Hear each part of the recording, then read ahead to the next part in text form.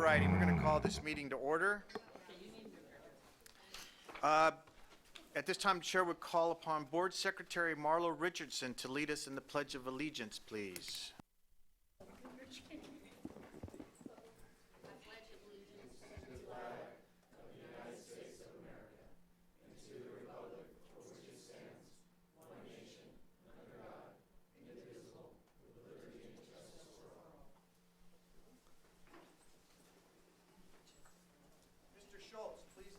Mr. Schultz, please take roll call. Augie Beltran. Here. Linda Clifford. Here. David De La Torre. Here. Dave Diaz. Here. Susan Granzella. Here. Joan Hancock. Here. Paso Herrera. Here. Ed Lang. Here. Mike Layton. Here. Marlo Richardson. Here. Frank Shatter. Here. Johnny Simpson. Here. Please be advised that board members Kevin Albanese, Paul Schaffino, and Nancy Springer have asked to be excused. Do we need a motion to excuse them? No? Okay, so they stand excused. We're going to start on my right with Mr. Lopes. Please introduce yourself. Hi, thank you. Rick Lopes, Chief of Public Affairs. Dave Diaz, board member. Frank Shutter, board member. Mike Layton, board member. Linda Clifford. Pastor Herrera, board member. Joan Hancock, board member. David De La Torre, board member. Cindy Christensen, Registrar. Augie Beltran, board member. Marlo Richardson, board member. David Foe, chief of enforcement. Laura Zuniga, Chief of Licensing. Susan Granzella, board member. Johnny Simpson, board member. Ed Lang, board member. Amy Cox O'Farrell, Deputy Registrar. Christy Shields, counsel for the board. Aaron Schultz, Executive Assistant. Now, traditionally, we ask the public to introduce themselves. It's voluntary, so if you'd like, young man with the tie, introduce yourself, then we'll just go around. Ricardo De La Cruz, HR Chief with Department of Consumer Affairs. Stacy Paul, CSLB Budget. Mike Maliza, Chief of Administration. Gina Zayas, Chief of IT. Jane Kreidler, Public Affairs. Amber Foreman, Public Affairs. Natalie Watmore, Public Affairs. Claire Goldstein, Public Affairs. Jesse Flores, enforcement. Linda Hoffman, Consultant for Cal State Contractors License Service. Eric Randall, Cal State Contractors License Service. Wendy Ballvance, Chief of Testing. Rick Pierce, Basic Crafts. Phil Vermeulen. Ted Rieger, Indoor Comfort News. Mike Janetsky, licensing division. Katie Lee, Licensing Division. Bree Brewer, Executive Office. Ashley Caldwell, Public Affairs. All righty, thank you and welcome. At this time, the chair will take the opportunity to read something very quickly. I want to take a few minutes to mark our registrar's final board meeting.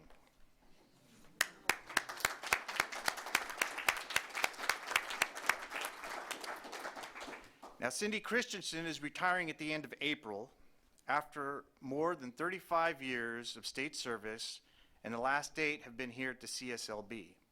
So we want to thank you, Cindy, for your leadership, especially over the past year when I've served as board chair. Your help has been invaluable. Thank you. A little bit of background. From 1981 to 1988, I was still in high school. Someday Did it'll be you, my friend. She was a Department of Water Resources Associate Mechanical Engineer. From 88 to 96, she was Department of Water Resources Senior Engineer Registrar. From 96 to 2009, California Board of Professional Engineers and Land Surveyors as Executive Officer. From 2009 to 2014, Contractor State License Board Chief Deputy Registrar. And we have had her from 2015 to now as our Registrar of Contractors. Now, you probably thought I went out and baked you a cake, but guess what? You're wrong, because I don't bake. But if you'll stand here, and I don't know if we got it, it'll pick me up. I guess I'm loud enough, huh? So we'd like to present you with this small token of our appreciation. Contractor State License Board thanks Cindy Christensen, Registrar of Contractors, from 2015 to 2017. In recognition of your outstanding leadership of the Contractor State License Board, as well as your unwavering service to the people of the state of California for more than 35 years. Congratulations on your retirement. Thank you.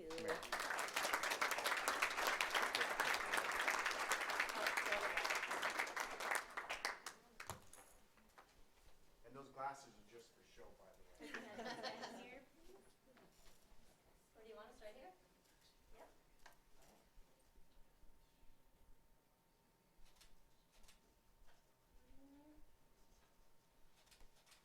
Thank you. I'll just give a brief speech, but just want to thank all the board members for your support and guidance and advice over the past few years. That's meant a lot to me. Senior staff and executive staff support. You guys are amazing. The most intelligent. Proud to have you, working alongside me, keeping me out of trouble. That includes legal counsel here as well as the AG's office. Trust me, we could get in a lot without them. And just want to say this has just been a very fulfilling job, both personally and professionally. I look forward to relaxing when I retire. That's going to be a little tough for me. Amy and I were just discussing that. It's like I already have it mapped out. May 2nd, clean out my sock drawer. So, after that, we're going to go to Hawaii. My husband and I are going to go to Hawaii. I'll probably do a little hiking, biking, and like I said, just try and relax. And my niece was asking me, she said, Auntie, are you going to keep working? Everybody keeps working after they retire. And so I told her, I said, no. I said, I think I'm going to take a gap year like you did and just go from there. But thank you very much.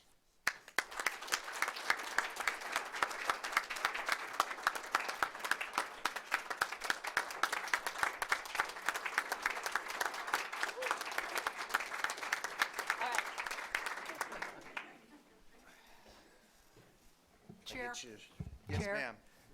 I'd just like to have a few words here, or say a few words in Cindy's honor, if that's okay, if you have a minute. I've been on this board as long, or almost as long as the oldest board member, Ed Lang, 2007, and watched you come on as chief deputy, and learned a little bit about you. We went to the same law school. You're an engineer. Executive director of the Engineers Board, and your list of achievements is huge. You are a Renaissance woman, a role model for women, and I have been very proud to serve with you over the last 2 years. So, yeah. And I also know that you're committed to your family and your husband, and you've been a wonderful mentor and friend. Thank you. Very good. With that, we move on to public comment. Please bear with me. In order to allow, is the phone going? Okay. In order to allow the CSLB sufficient time to conduct its scheduled business, public comment may be limited to a reasonable amount of time for each member of the public. Considering today's agenda, I will be limiting comments to no more than 5 minutes. Although I will consider requests by members of the public for additional time to address the board, although it's going to be 5 minutes. It is not necessary to repeat statements or views of a previous speaker. It is sufficient to state that you agree. We do have someone on the phone. Today we have a member of the public who will be addressing the board via teleconference. To the individual on the phone, at the time the item is being discussed, you will be offered an opportunity to provide public comment when public comment is requested by me, the board's chair, or by a chair of the committee at the time for committee reports. The board values input from the public as part of its consumer protection mission. It invites and welcomes public comment during this section of the agenda. However, board members cannot engage in dialogue with those who testify during this section of the agenda due to the constraints imposed on the CSLB and its members by law. The law prohibits the CSLB from substantively discussing or voting on any matter brought up during public comment. A member of the public who would like the board to discuss a topic not listed on the agenda can ask the board to consider placing the issue on the board's agenda for a future meeting. If you have an application, complaint, or disciplinary charges pending before the board, we ask that you not discuss the details of your case or pending complaint, since the board members will be the judges and by law are not permitted to receive evidence or information that is not part of the administrative record in the case.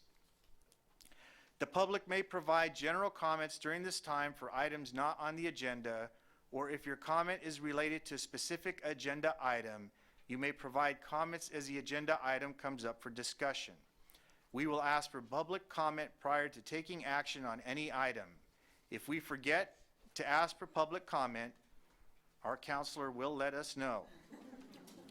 The public can raise their hand and ask to make a comment after board discussion, and they will be recognized. The CSLB cannot take any action on items not listed on the agenda.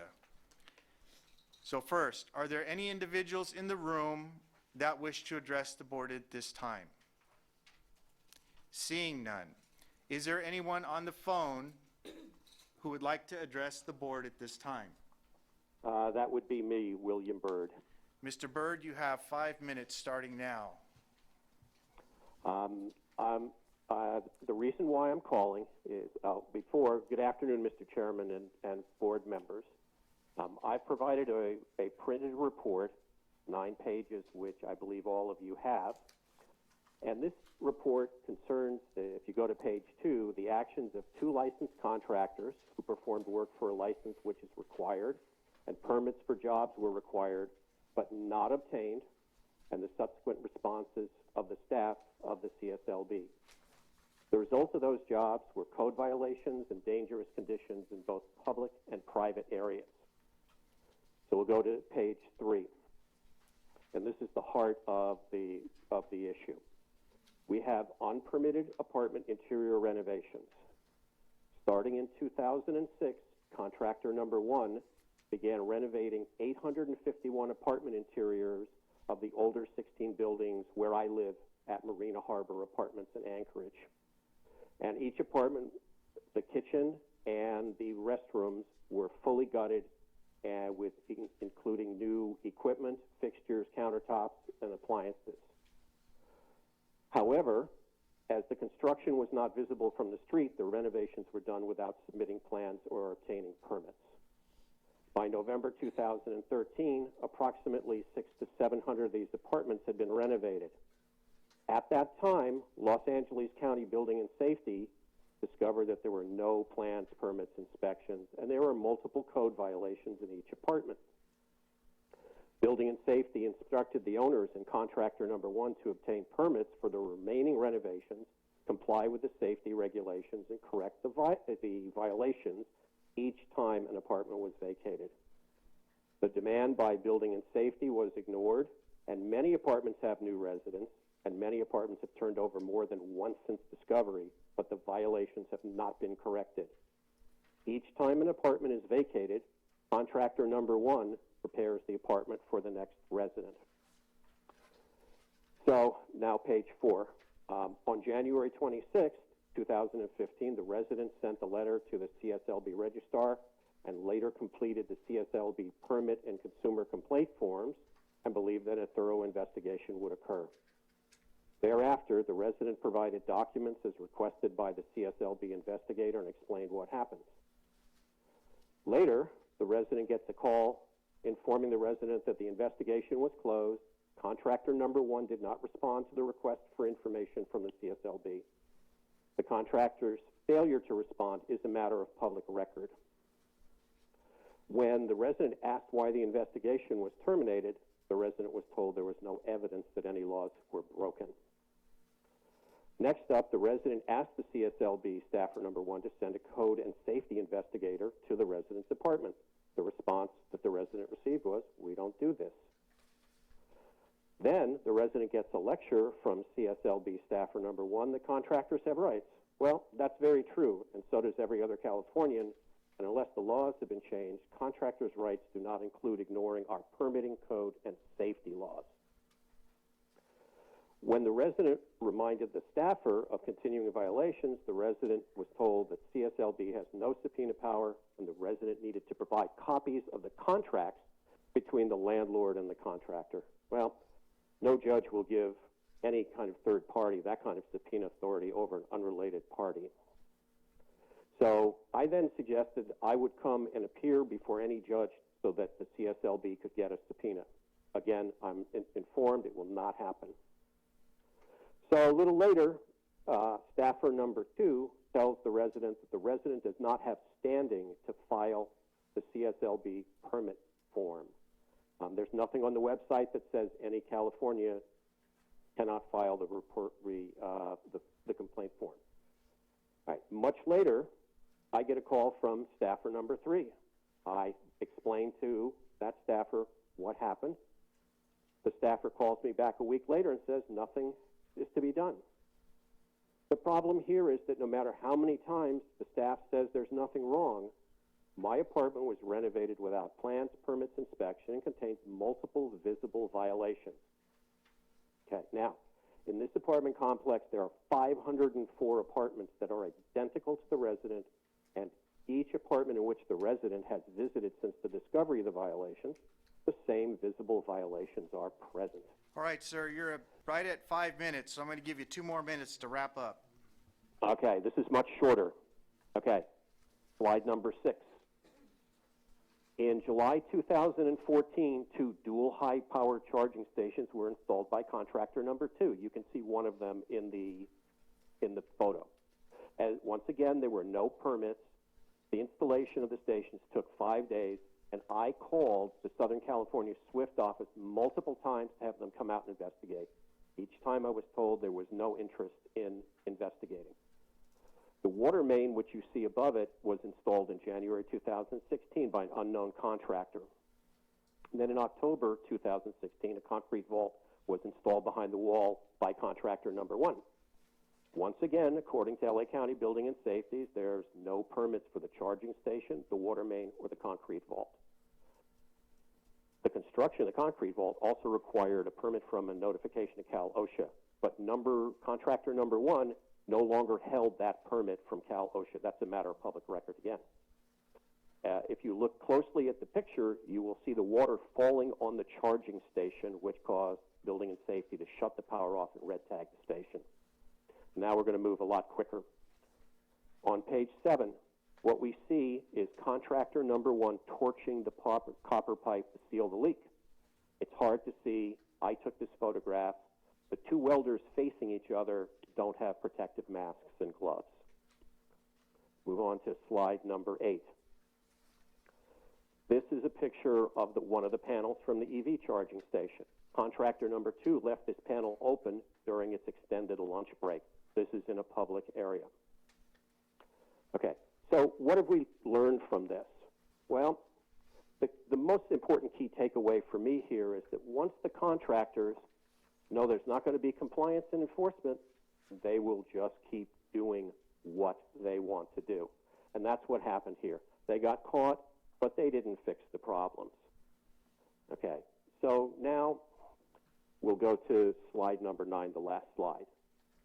I've been on a number of boards of companies, and what I've written here for you is items for consideration by the board members to consider. Now, I understand, of course, you're not going to respond to me, and that's okay. But I wanted you to understand my thinking about what has happened here and what should we do.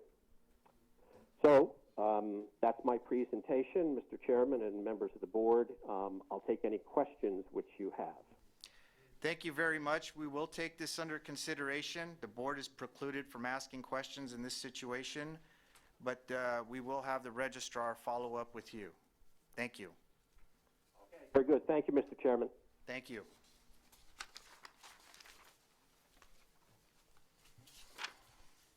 We now move on to agenda item number C, or letter, sorry. I didn't watch enough Sesame Street growing up. Discussion and possible action regarding options for increasing the exempt pay level for the CSLB Registrar. Mr. Dela Cruz?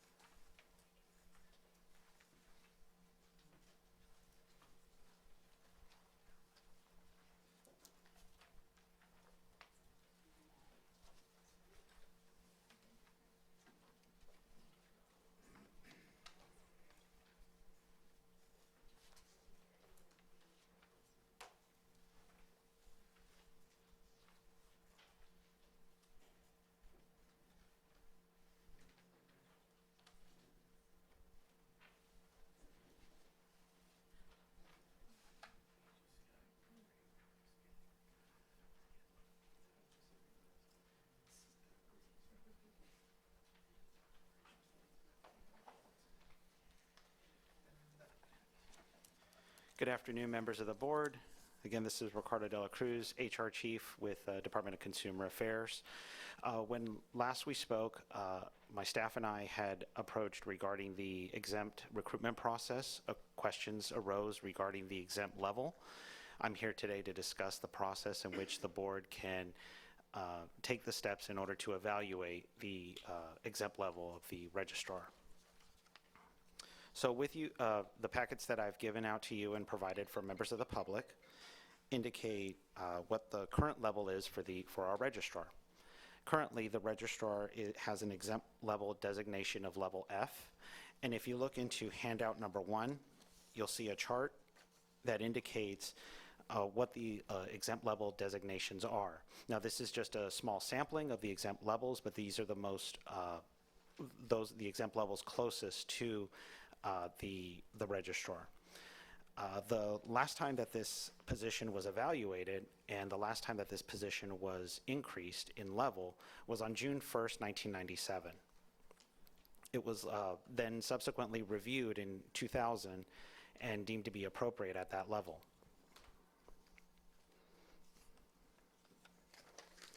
So that takes me over into handout number 2. And handout number 2 indicates the process in which the board looks at and examines the landscape of the position and the steps that the board would have to take in order to make a change to the exempt level.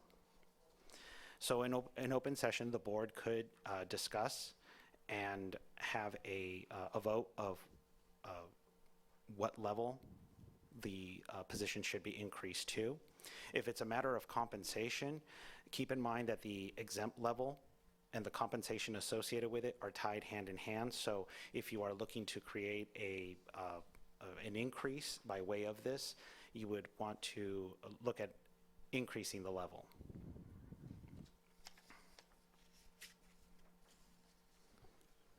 Is this something we can act upon today or something that we need to put on a future agenda item, Counselor? Well, I guess I'm not really clear whether the board even has the ability to seek a higher compensation level for this position the way it's currently stated. So can you tell us if that would require like further justification to CalHR or governor or? So in order for the board to take that initial step to increase the level, right now it's at a current level of F, so to go any alphabet letter higher in order to increase the level, the board would need to take a vote to identify which specific exempt level that the board would like to request, submit a written justification to the Department of Consumer Affairs, to my attention. I will then gather all necessary documentation in terms of history of the position, history of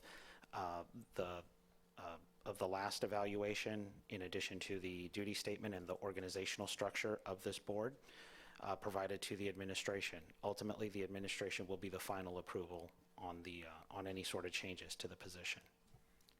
I'm thinking that maybe we put together a committee. They look into this and then bring it back to the board. What do you think, Counselor? I mean, that would be an option. I think it's just, I'm not real clear on whether they could just direct you at this meeting, because basically what you're saying is on this page that lists all the executive officers, that if we go up to G, that would be the next level that they could increase to potentially, that may increase the salary? I'm sorry? You're an attorney, not a math. Oh, H is, I mean, I'm not sure what the next level would be. Would it be H? The next level would be E. It would be E, I see, okay, see. Thank you very much. Thank you. So, I mean, could they just do that, or would you need more justification to go to E? The board can identify which level that they would like to pursue, and in accompaniment with any sort of justification, anything that will support raising the level. A lot of times, boards will consider either the growth that the board has experienced. There must have been significant growth since 1997 when it was last moved. So we can definitely assist with gathering the data in terms of positions, growth, areas of responsibility, licensures, legislation, any sort of regulations that have changed this board that would fall under the purview of this registrar could be taken into consideration for an exempt level increase. Okay, so I just want to make sure before we go to board public comment, what action can we take today? Well, I think if you need more time to justify the move to the next level, then a two-person advisory committee would be recommended, a two-person board member advisory committee. With that, board comment. Pastor? Oh, was that you? You blinked. Yeah, right? well, both of us had some questions here. Do you know, developing a justification is requires a lot of background, as you probably know, in your role as a human resources person. So I think if the board decides to have a two-person committee, I think that's a good idea. But could we also have a member of your staff assist us with that background? Because you have to do salary studies. Like you say, you have to do the background information. And I think we need that guidance as to what exactly we have to do in order to move this forward to the next step. I can certainly assist with that. Yeah, I think it's the right way to go, write a report. A lot of this is going to be not anecdotal, but obviously it's 97, the information exists. We've done a lot since 97, so. Absolutely. Any further comment from the board? One. Susan and then Frank. Sorry, I saw her light first. I'm special. Yes. No, and I suggest we do this quickly as the biggest resource of information and as to the expansion of the job and the parameters will be leaving at the end of April. Thank you for volunteering. Frank? Careful what you say. You may be my second volunteer. I was wondering if every one of these tiers, are there increases every year that goes with these tiers? And if so, how are they determined? The increases occur when are accomplished through the annual evaluation process. So as the board meets annually to evaluate the performance of the executive officer, at that point, the board can then recommend a salary increase tied to that, as long as there's still an increase available to be had within that salary band. The request is then forwarded to the administration for consideration. Okay, I don't think that really got to my point. I think he's asking. Is there a percentage in tier F, for example, is there an annual percentage increase, or is that fixed? This is fixed. Okay.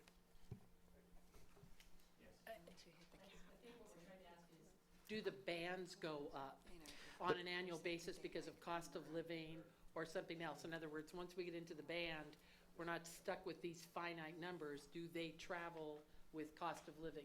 Historically, any cost of living increase that are given to rank and file employees are also given, a parenthetical is given to exempt employees. Marlo? Correct.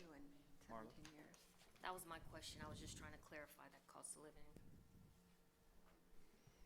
All right, anything else from the board before I go to the public?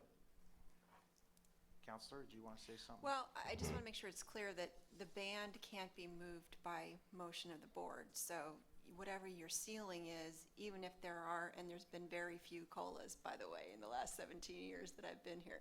So, you know, I wouldn't count on that. If your real interest is making a substantive increase to the ceiling on which someone can be offered a salary, then you would need to go through this process that Mr. De La Cruz has mentioned. So, if you're going to do a motion to appoint a two-person committee, you're probably going to want to do that, and then, I think I was just going to do it at the pleasure of the chair. Chair can appoint a committee, right? yeah, but I wanted to give you that option as well. I defer that option, or Okay. I do not want that option. Yes, Marlo? So just to clarify, I'm a little thrown off by the whole cost of living. Is that cost of living increase, is that tied to CSLB or is that a state thing? It's a state employee compensation. Okay, so Christy, are you saying the state hasn't done cost of living increases in a while? They did it recently. October 1st. So, but in my 17 years here, it doesn't happen every single time we have a unit agreement come up for renewal. So, my point is that if you're looking at making a substantive offer above what is the ceiling, you want to look at moving those bands around so that you have more flexibility. Any comments from the public? Any comments from public on the phone? Hearing none. The chair would appoint Susan Granzella and Linda Clifford to this committee. I got you for another committee there, Shedder. You're not out of this yet. All right, thank you very much. Thank you. Legislation. Laura? Thank you. So the Legislative Committee report begins on page 15. The Legislative Committee met on February 17th, and we talked about changes to the strategic plan, which we'll cover later in the agenda, as well as reviewing the legislative proposals and some updates on implementation of 2016 legislation. Are there any comments from the board? Motion to approve the minutes, is that what we're looking for? Yes. So moved. Second. Motion is second to approve the minutes. On the question from the board, on the question from the public, on the question from the phone. Hearing none. Give us a roll call, Mr. Schultz. Augie Beltran, Aye. Linda Clifford, Aye. David De La Torre, Aye. Dave Diaz, Aye. Susan Granzella, Joan Hancock, Pastor Herrera, Aye. Ed Lang, Aye. Mike Layton, Marlo Richardson, Aye. Frank Shetter, Johnny Simpson. Motion carries. Thank you. Number 2. The next item is the 2016-18 strategic plan update. The Legislative Committee's motion is that the target date for strategic plan objective 3.1 be changed to May 17th. And I'm sorry, I should add, this is on page 22. Objective 3.2 moved to May 2017. Objective 3.4 to February 2018. And that we drop objective 3.5. There is a motion from the Legislative Committee that details these changes. Since this recommendation comes from the committee of the board, it comes to you as a fully formed motion and needs no first and second prior to a vote. Any questions from the board? Any questions from the public? Any questions from the phone? Counselor, you look antsy. You got a question? Okay, I got an eye on you. All right, Mr. Schultz. Augie Beltran, Aye. Linda Clifford, Aye. David De La Torre, Aye. Dave Diaz, Aye. Susan Granzella, Joan Hancock, Aye. Pastor Herrera, Aye. Ed Lang, Aye. Mike Layton, Marlo Richardson, Aye. Frank Shetter, Johnny Simpson. Motion carries. Number 3, fee increase. Last year, the governor signed legislation, SB 1039, that increases the majority of CSLB fees effective July 1st. There's a chart on page 26 of your packet that updates the current fees and the new fees. These will take effect without any further action. I just want to thank the IT division for all their hard work on this. Staff have been working a lot to get these implemented in time. Are there any comments or questions? Comments from the board? Comments from the public in the room? Comments from anyone on the phone? We move to number 4. This is an update on implementation of SB 465 by Senator Hill from last year. On page 28 of the packet, there is a summary of the reporting requirement and a timeline for the study. I'm going to turn this item over to Bree Brewer from the Executive Office to present. Good afternoon. On page 28 of the packet, that is what I'm referencing.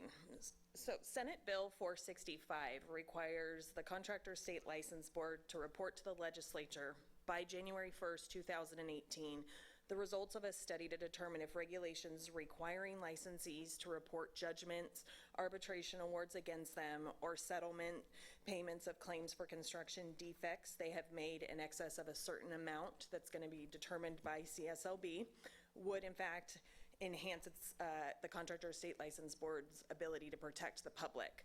I have prepared a timeline below that, and I'm going to go over that just briefly.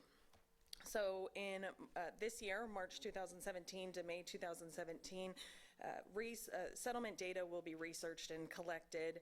I will review the process of other boards and bureaus that have similar reporting requirements to these and evaluate any statistical data that's available to us.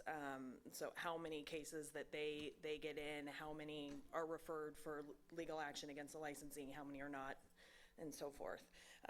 The criteria used by insurers and others to differentiate between what settlements are for nuisance value and which are not will be studied. June through August, many stakeholder meetings will be conducted with the main supporters and main opponents of the bill. September, the fiscal impact to CSLB will be examined, looking at additional staff costs for the investigations to go beyond what we currently investigate. Are there additional costs and what those are? Any industry expert costs or attorney general office costs if the cases are forwarded for legal action against the licensees. October, November, that's where the results of the study will be compiled, the findings will be brought together, and then those will be presented at the December 2017 CSLB board meeting, and then a final draft will be prepared. All of that to be ready to be submitted to the legislature by January 1st of 2018. And a subcommittee has been appointed to work on this study, which consists of CSLB board members Joan Hancock and Nancy Springer. Thank you. Thank you. Anything from the board? Anything from the public in the room? Anything from the telephone? We move on to number 5. This is an update on implementation of SB 66 by Senator Leyva from last year. This is a bill that required the Contractor State License Board, as well as other licensing boards within the Department of Consumer Affairs, to share licensee information with the California community colleges to track workforce development. There is new legislation this year on this topic, which I'll cover later on in the agenda.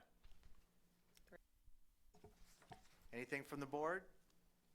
Anything from the public? Anything from anybody on the phone? Nope, move on. Number 6. Beginning on page 32, there is a table of significant legislation introduced this year. This is just to provide members an overview of current legislation. The Legislative Committee will meet in the spring to review legislation in detail, and we'll have more to report at the next board meeting. There are texts for 2 of the bills in the packet that I want to draw your attention to. On page 36, AB 1053 by Assemblymember Calderon is a bill that would make some changes to SB 66, the information sharing bill from last year. So this is sponsored by one of the engineering associations to limit reporting to the last 4 digits of the Social Security number, or another way to track that without sharing the entire Social Security number. Also to provide that the community colleges are responsible for the cost of implementation. So I'll keep this one on for the next board agenda. I just wanted to bring this to your attention today. And then the other one is SB 486 on page 42 of the packet. This is CSLB's sponsored bill for this year, which the board approved at the December board meeting. It would create a letter of 48, admonishment. that's, I got that as an action item, right? So Yes. let's take A through I. Does the board have any questions on A through I? That would be page 32, 33, and parts of 34, but on my script, I have 486 as a possible action item, so I want to keep that separate. Yes? I have a question on the top of page 33, on the Office of Professional Examination. Yes. Sorry. On page 33, on top of the page on occupational analysis, it says that the Office of Professional Examination Services conduct these. What exactly what is the role of that office? Sure, and I should say, I do have text of the bills over on the table if anyone's interested. I can send them out, and they were also available on the online agenda. So the Office of Professional Exam Services is within the Department of Consumer Affairs. They don't provide services to CSLB because we do our own test development administration here, but they're essentially the entity for DCA that helps the boards with the development and development of their exams. Is it only for exams? Is that basically what it does? Do they do general occupational analysis? They do some for some of the civil service positions as well that impact, or that, that the department has. So Okay. I think the enforcement representative and a few others. Any other questions? Yes. On item AB 349, which is the first bill in the packet, that bill, as is currently drafted, would authorize or require, I should say, boards in the department, including this one, to expedite the applications for individuals who have a special immigrant visa. Now, these are people who were Afghan and Iraqi translators that assisted U.S. Armed Forces in Iraq and Afghanistan. And my only issue that I want to bring to your attention is that in this particular bill would propose potentially a constitutional issue for the board and others, because you would be expediting contractors' applications ahead of U.S. citizen applications. So And federal constitution, not state. State as well. Okay.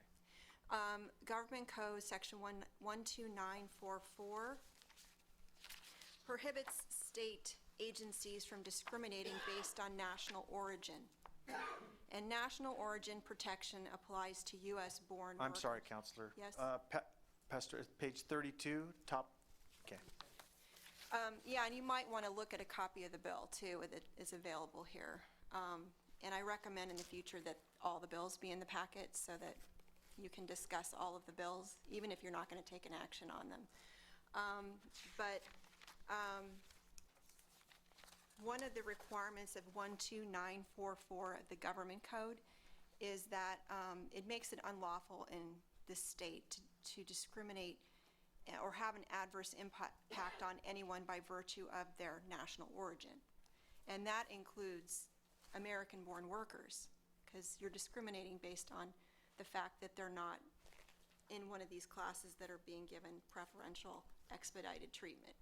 So I think you really want to take a look at that, because the constitutional issue, I believe, could be raised with respect to this, and I think you should take a hard look at asking the author's office to explain how they would deal with a suspect class challenge, which is what this would be, because national origin, race, gender, those are suspect classes that are subject to strict scrutiny by judicial courts in constitutional cases.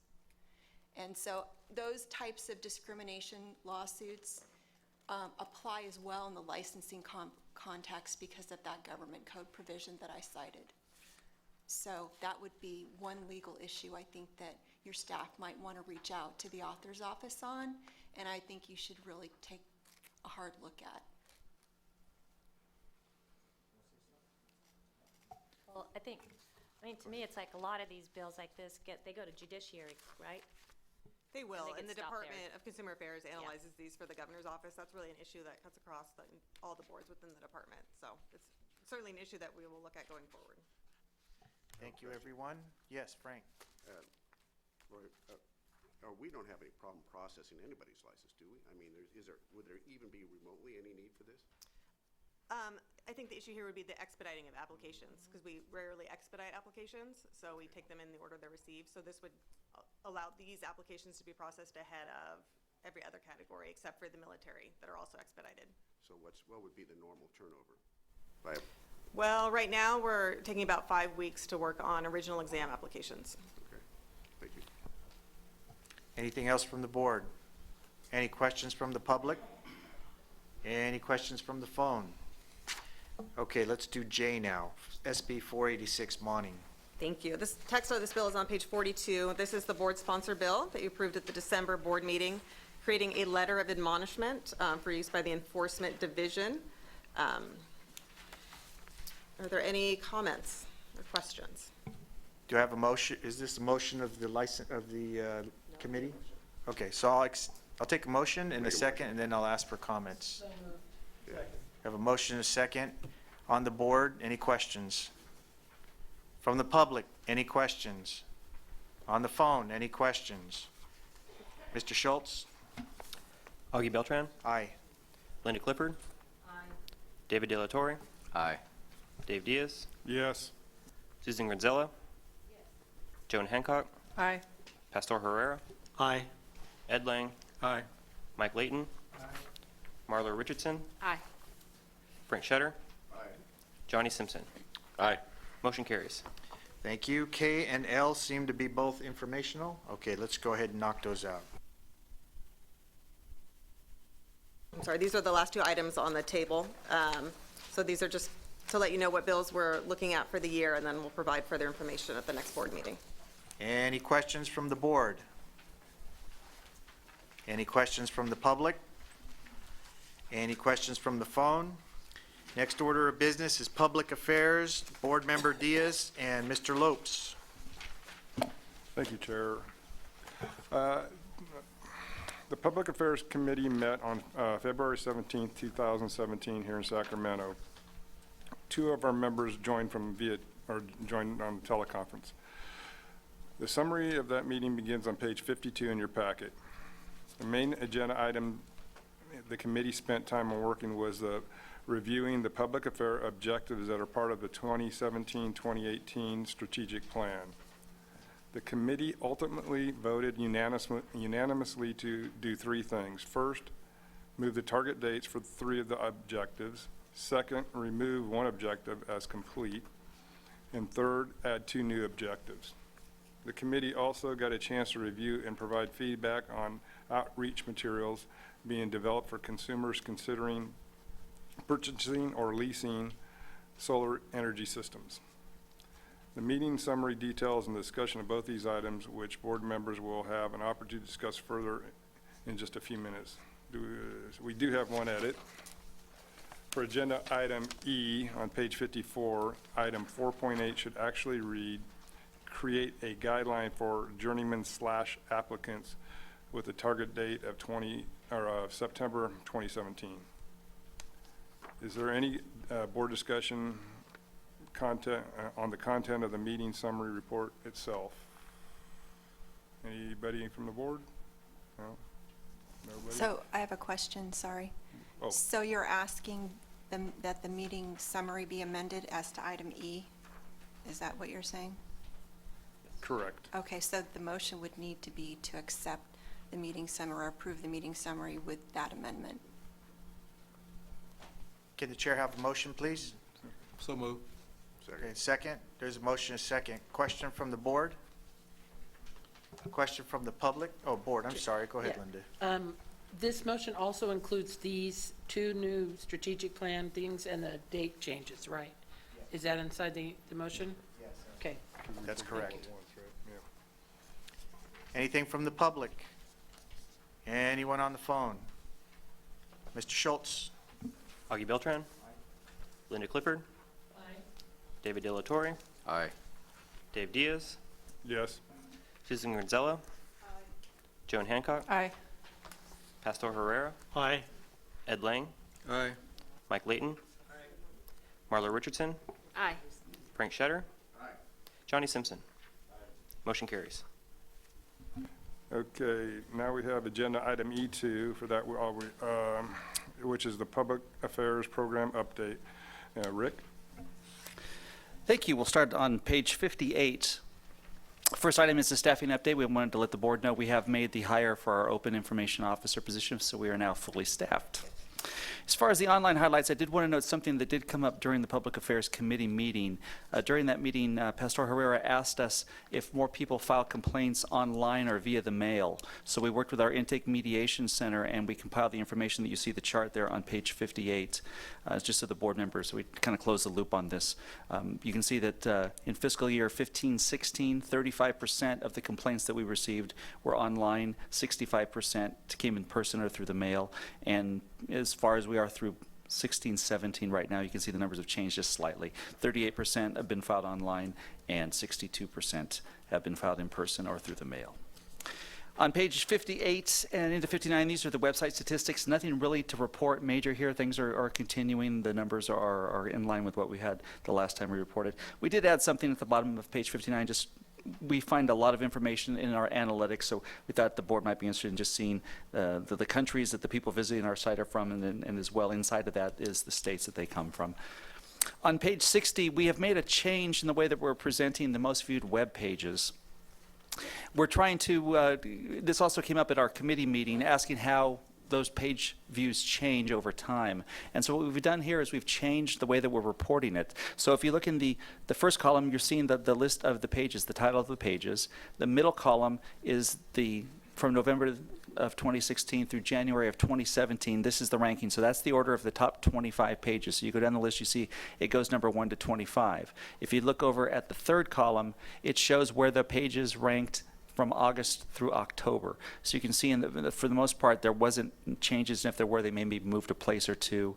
There was one that moved out of the top 25, one moved into the top 25. But there you get an idea, and hopefully that'll be helpful to see over time how, if we see any changes in the trends on what people are looking at when they look at our website.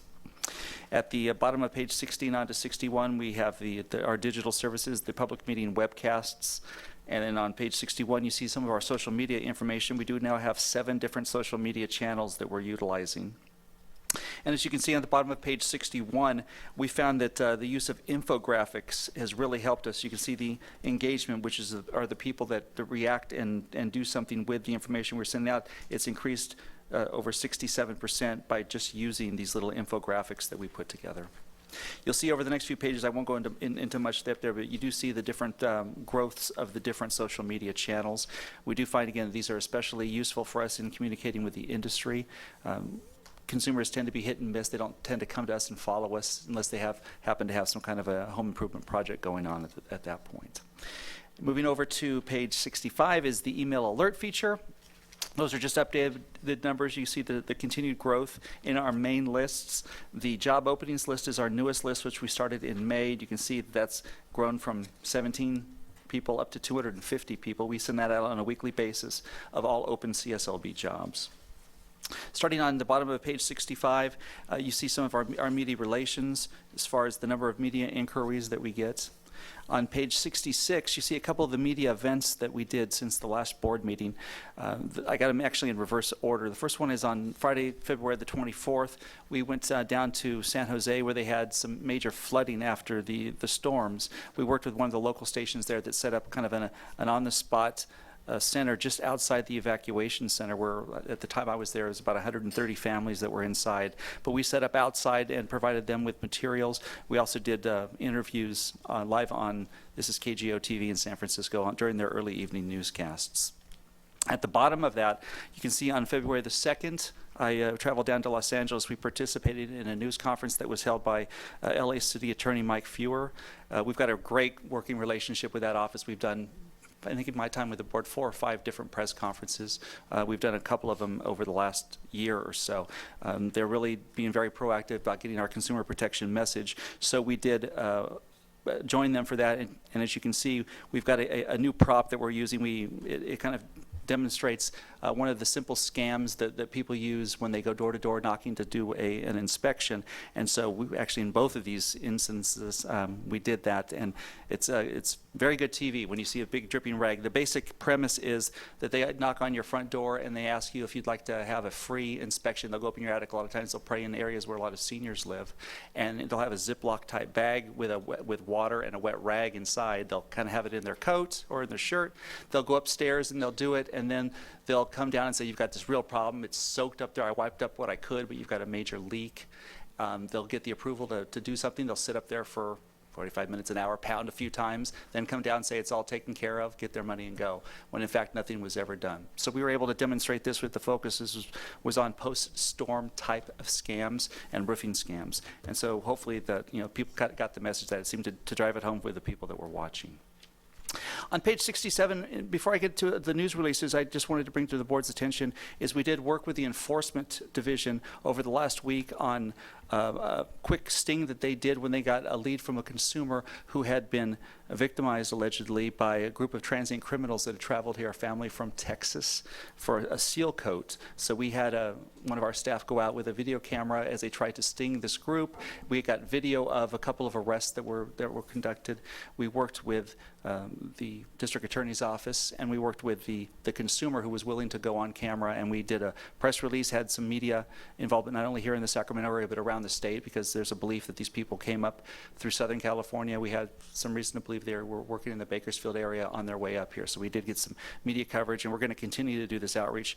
We're seeing a lot of people, especially, I think they understand that because of all the rain, there's potholes everywhere, there's problems with asphalt. So anybody who's got asphalt driveways, chances are, even if they don't have a ton of damage, they're probably at least thinking about it.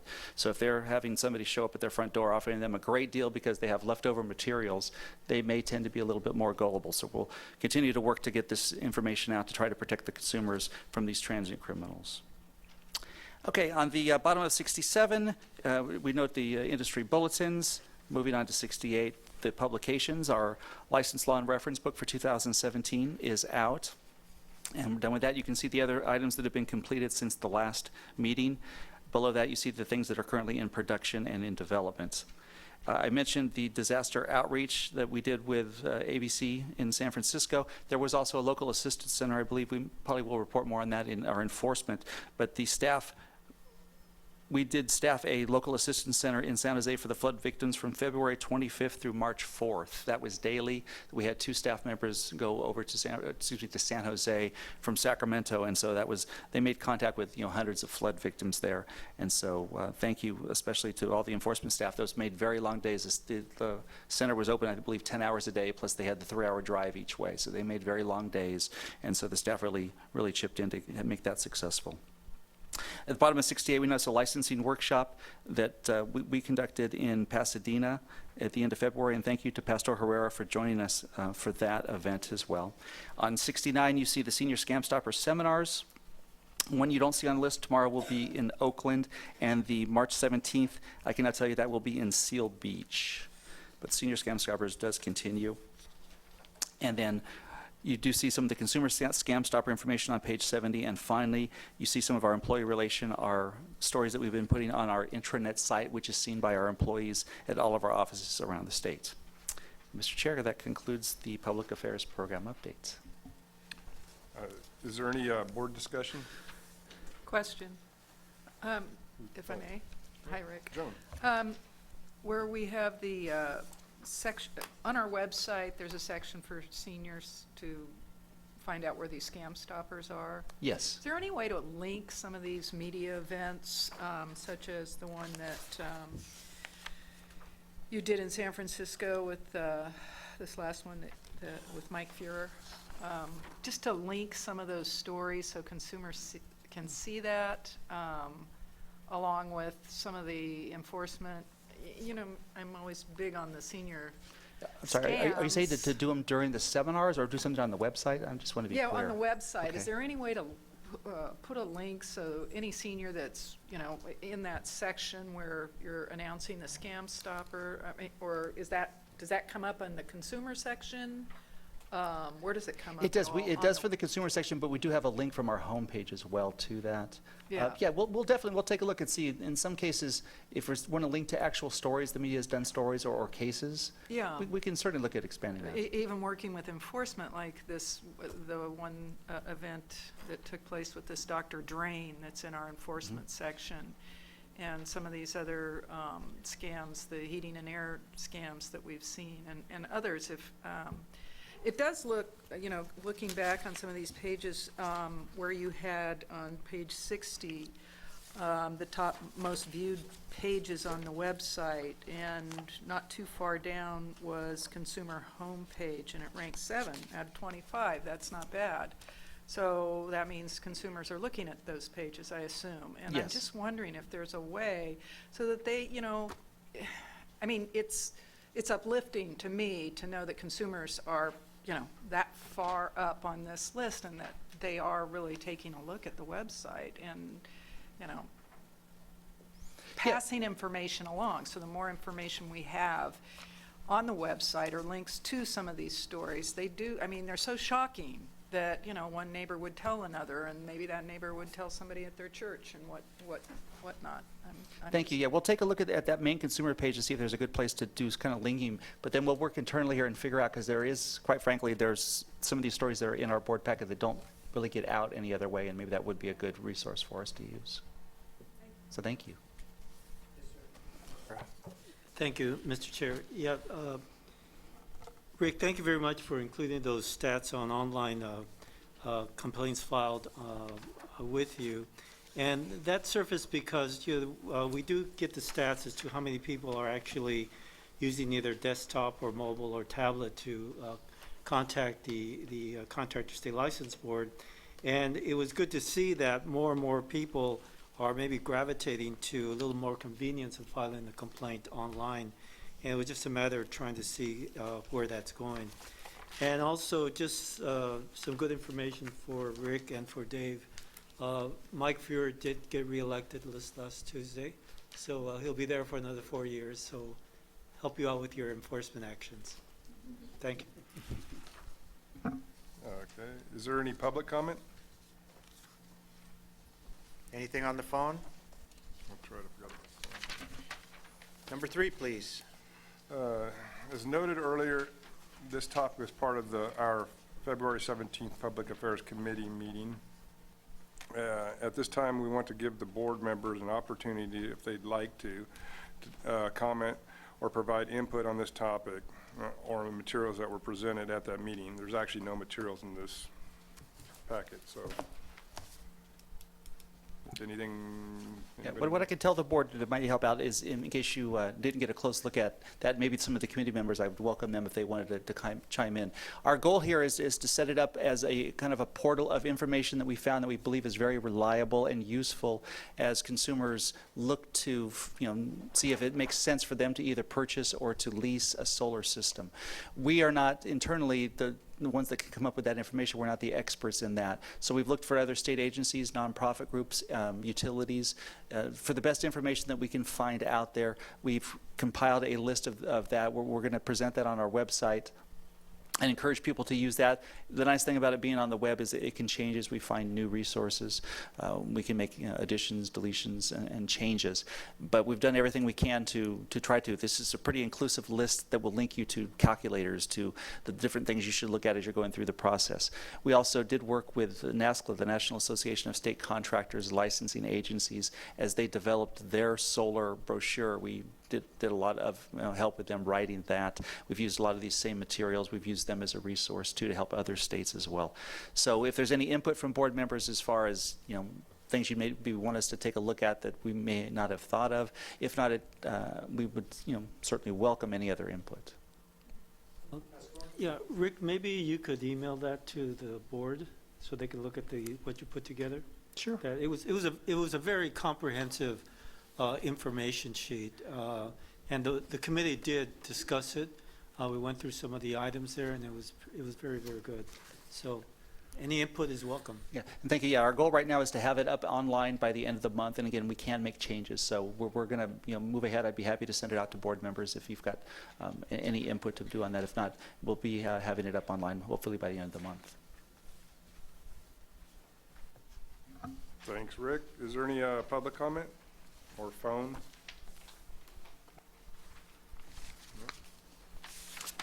Go to E4. This is the final agenda item for public affairs. This is to take possible action on the 2017-28 Public Affairs Strategic Plan objectives. I'll turn it back over to Rick.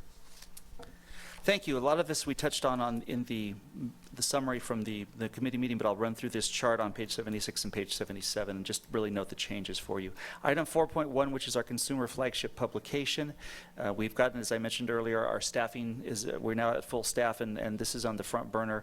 We have a new target date that was approved by the committee of June of 2017. We expect to meet that.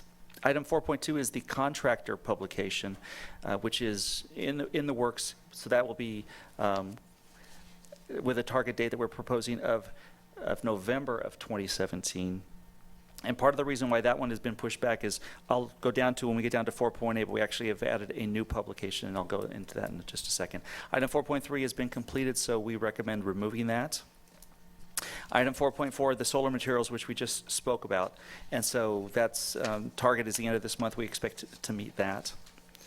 Item 4.5, this is development orientation videos for new staff and board members. We're asking that be pushed back because of a new item, which I'll talk about, 4.9. So our new target date we're proposing for that is June of 2018. Item 4.6, we're not recommending any changes. Item 4.7, not recommending any changes. Item 4.8, as we were getting into doing the work on putting together the contractor publication, we quickly began to realize that it made much more sense for us to make that one publication into two publications. One for the contractors once they have their license, on maintaining their license, everything that they have to do with being a licensed contractor, but breaking out everything that happens for somebody who wants to get a contractor's license, or the journeyman and the potential applicants. So we're going to make a publication specially for them, up to the license point, that the license point that you would have a separate one. And we believe that one is actually more important. And so our goal is to finish the consumer publication, then we're actually already starting to work on the journeyman applicants publication, then we'll follow that up with the contractor publication. And 4.9 is to develop a new license application video. There have been some significant changes made to our licensing application. And we had a video that corresponded to that, which is now outdated because it's been changed. So that is become a high priority to do that. So we've begun work on that. So we're proposing to make that with a December 2017 deadline, which would push back 4.5 back to next June of 2018, so we can get this out of the way. Mr. Diaz, I see that there is a motion from the committee reflective of what Mr. Lopes is saying. Yes. With that, is there any questions from the board? Any questions from the public? Yes. Again, I don't know if this is the appropriate time. Can you push the button, please? Talk right. Chris Walker on behalf of the California Association of Sheet Metal Air Conditioning Contractors, and this seems to be the end of the public affairs portion of your agenda, and I just wanted to make sure I had an opportunity to comment going forward. We have representing the HVAC contractor C20. When we're talking about public affairs and outreach to the public, 56% of the C20 licensed contractors in our state don't have any employees. At least that's what they tell you when they file whether or not they have workers' comp. I suspect that number is grossly inflated, and I would suspect that when the public are dealing with these contractors, they do in fact see employees. That is an act of fraud, and if they're lying to you and they're lying to the consumer, it's not good public policy. I think that when we look forward to 2018 or later in this year, when we're doing public affairs outreach to the public, that we need to make a note of this, that they need to understand that their contractor has told you folks that they don't have any employees, when in fact employees are being dispatched to their homes and businesses. I think it's time that we uncover this fraud. Thank you. Thank you. Anything else from the public? Anything else from the public on the phone? Okay, before you vote, could I have someone read the motion back for the record, The please? motion is written down. They don't see it. Oh. The motion from the committee is to update the 2016-18 Public Affairs Strategic Plan as follows. Item 4.1, change the target date to June 2017. Item 4.2, change the target date to November 2017. Item 4.3, remove. Item 4.5, change the target date to June 2018. Add item 4.8. Create contractor guide for journeyman applicants with a target date of June 2018. Add item 4.9. Create video guide to completing an application with the target date of December 2017. So stands the motion. Any more questions from the board? Mr. Schultz? Augie Beltran? Aye. Linda Clifford? Aye. David De La Torre? Aye. Dave Diaz? Yes. Susan Granzella? Joan Hancock? Aye. Pastor Herrera? Aye. Ed Lang? Aye. Mike Layton? Marla Richardson? Aye. Frank Shetter? Johnny Simpson? Motion carries. Licensing. Yes, licensing. So the licensing committee met on February 10th, and on page 82 of your packet is the meeting report. And I wanted to know if there are any comments from the board about the report from the meeting. Any comments from the public? Oh, Comment. On page 84, on the motion was to, on the handyman exemption, and that was part of the strategic plan. I don't know if you want to wait until you discuss the strategic plan, or you want to do it now? This item, just for clarification, is just the report, just to approve the report.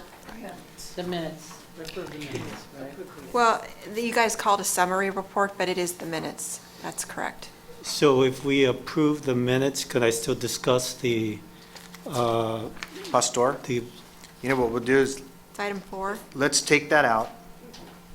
oh, And move It is on the agenda It later. is on the for agenda. discussion. Yeah. It's later. yeah. All right, so then we'll take a motion to approve the minutes. yes. Can I have a motion to approve the minutes? And there's a motion, a second? Can we have a vote? Yep. From the board? Questions from the board? Questions from the board? Oh, we had, that's right. Questions We from had the a public? question. Questions from the public, and we're doing the phone. Question on the phone, And then Mr. Schultz. Mr. Schultz. Augie Beltran? Linda Clifford? Aye. David De La Torre? Aye. Dave Diaz? Susan Granzella? Aye. Joan Hancock? Aye. Pastor Herrera? Aye. Ed Lang? Aye. Mike Layton? Marla Richardson? Aye. Frank Shetter? Aye. Johnny Simpson? Aye. Motion carries.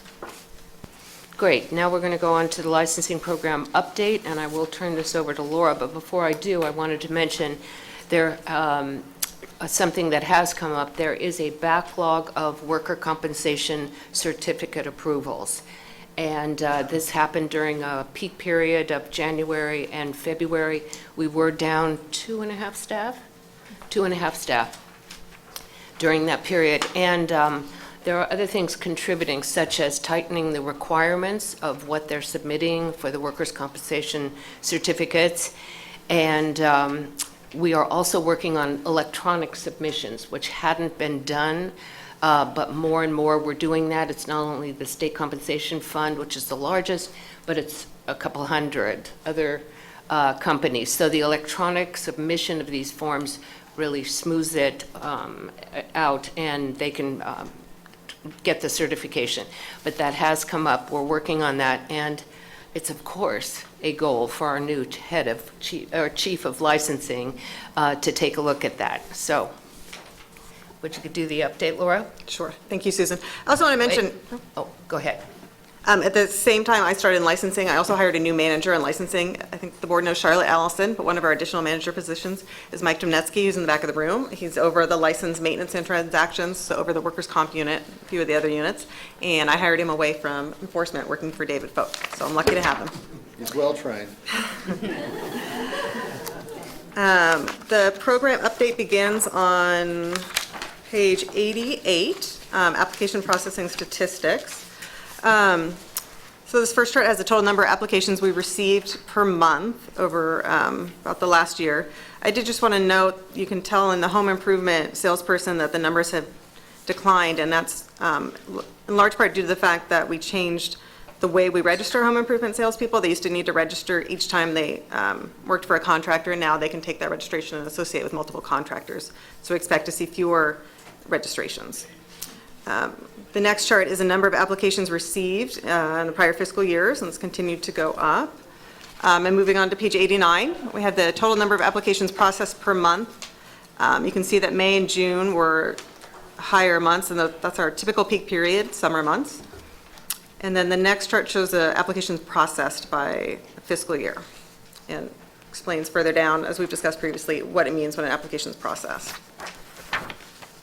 So moving on to page 90, it's a chart on the average weeks to initial processing by month. So this is just the time when we, for each of these applications listed, when we start working on them. And then at the top of page 91, there's a chart showing the disposition of applications by fiscal year.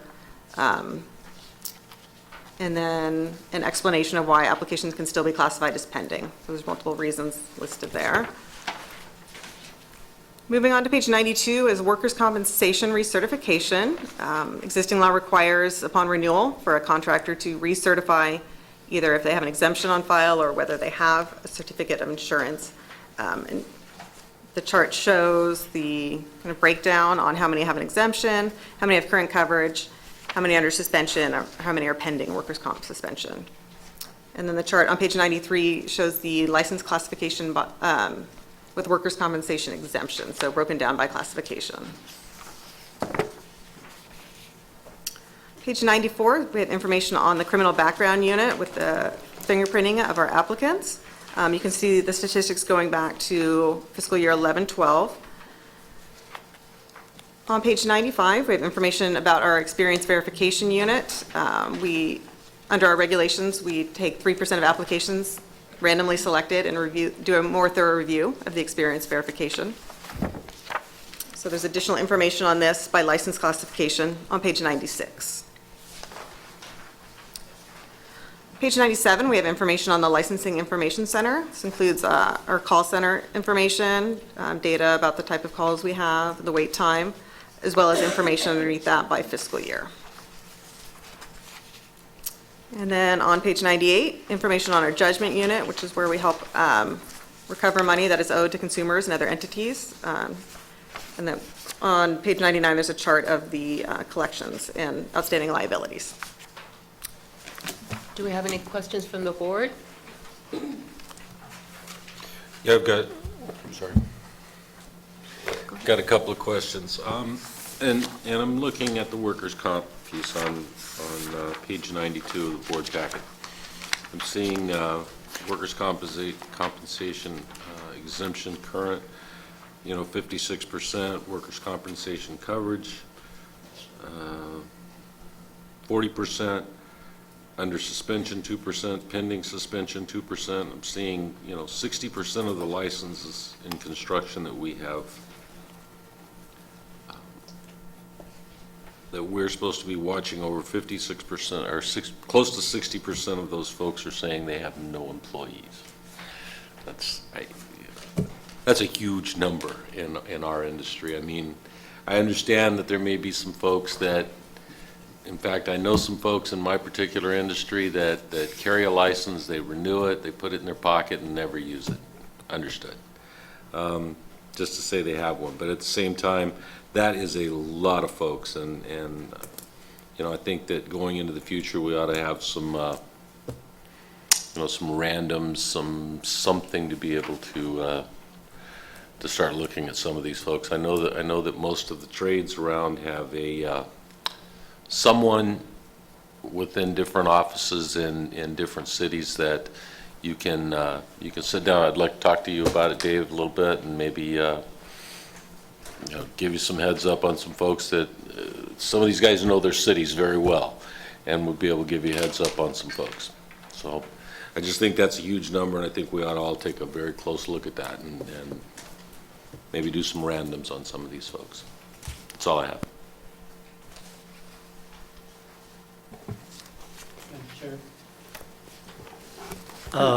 Well, first of all, I want to congratulate you and the staff for really working on these charts. They really look a lot better than they were some time ago, and they're easy to follow. And as a person that likes numbers, I really they look really good, and they're easy to understand.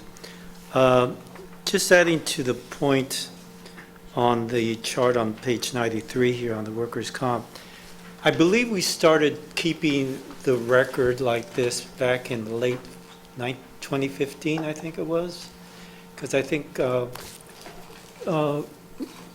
Diaz? Well, anyway. That we started adding by classification? Yes. Yeah, because I remember we were at a meeting that he hosted where we're discussing how we're going to chart this out. And then the following meeting, we actually started going. And I'll leave it to staff to see if you wanted to follow this through as a recommendation. Take what we did that first time that we did this and compare it to for our next meeting, June of 2017, and see if there's any movement as far as the percentages here for each of these different categories or classifications. See if we made some progress, because I know we did something. I know Dave is doing some work in that area too. But all these things kind of put together might help us kind of go more into how to solve this issue, or kind of maybe fence it in a little bit more. And Mr. Walker, I think you also mentioned it too. I know, I guess you're an electrician, right? Right. Yeah. So, yeah, I mean, that's pretty high there. But, I mean, as a consumer, I really don't know if that's high or low because I don't work in the industry. However, maybe we could see what those numbers look like when the first time that we did this chart to where we are in June of this year. Okay? Thank you. Any other board comment? Yes, Joan? One of the things that we talked about at our enforcement committee meeting was to be able to break down some of this information on exemptions, licensees with some of these exemptions.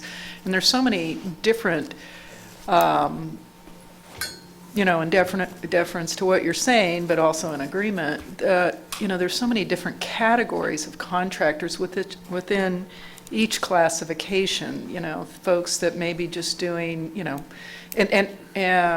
well, as many things as you can identify in your own mind with, say, your own home versus some state building that you walk into.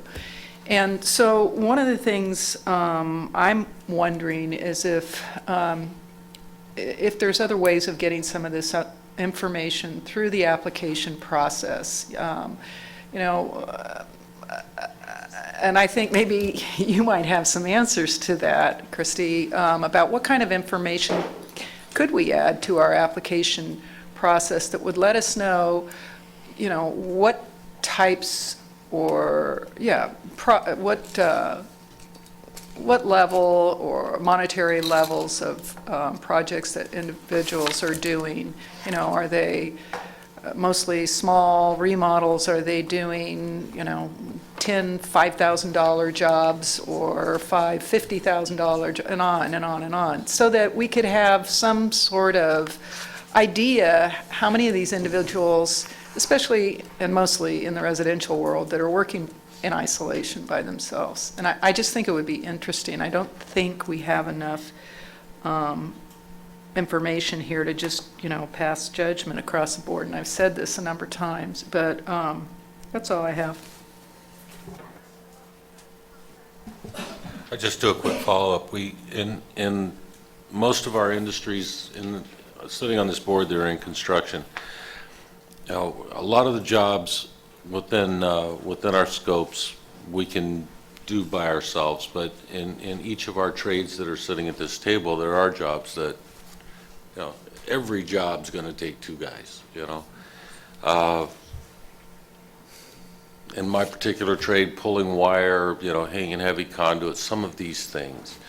But at the same time, our contractors bid this work, and the contractors that carry workers' comp and do everything right are being cheated by those that don't. This is an important and huge issue within our industry. And we talked about it a little bit in our committee, as you remember, but, you know, the problem with this, with the percentages that I'm seeing here, it struck me that, you know, 100% of our construction workers in California are being employed by, you know, 40% of our contractors. That just on the surface of that makes no sense to me whatsoever. So I don't know. We can talk about it more. I'm not, you know, blaming or casting an accusation. I'm just saying the percentages do not make sense to me at all. So maybe we can come up with some sort of random thing. I'm sure Dave's looking into it. I know we've talked about it, so I'm sure you're figuring out what you can do about that. Absolutely. Thank you. It's also going to be one of the agenda items for the enforcement update. Chair, Susan. I don't know, was it last year that we talked to the Nevada board and about the way that they tier their licensing? You know, We're getting out into the weeds. Let's wait till we get to enforcement. It is the same issue that we've been talking about. Yeah, let's wait till we get to enforcement on that one, Joan, please. All right, we'll wait till we get to enforcement. Yeah. Thanks. All right, any other board comments? Okay, and any comments from the public? Comments from the phone? All right, next item is our testing program update. And I will turn this over to the master, Wendy, to present. Lights on. Good afternoon, everyone. Testing update starts on page 102. Testing Division is responsible for developing and administering CSLB's 46 licensing and certification examinations at the 8 test centers around the state. We schedule over 45,000 exams and test nearly every working day. Most applicants take both the law and business exam and a specific trade exam. All of our CSLB licensing examinations are based on current occupational analyses of the trades. These offer a current description of construction work performed by contractors in those trades. We keep all of the examinations updated on a 5 to 7 year cycle. Just recently in February, we released the new C27 landscaping exam. And you'll see then on page 105, the January through November 2016 interim report on the consumer satisfaction survey. It's a long title. It's based on surveys that were sent to people who filed complaints with CSLB against licensed and unlicensed contractors.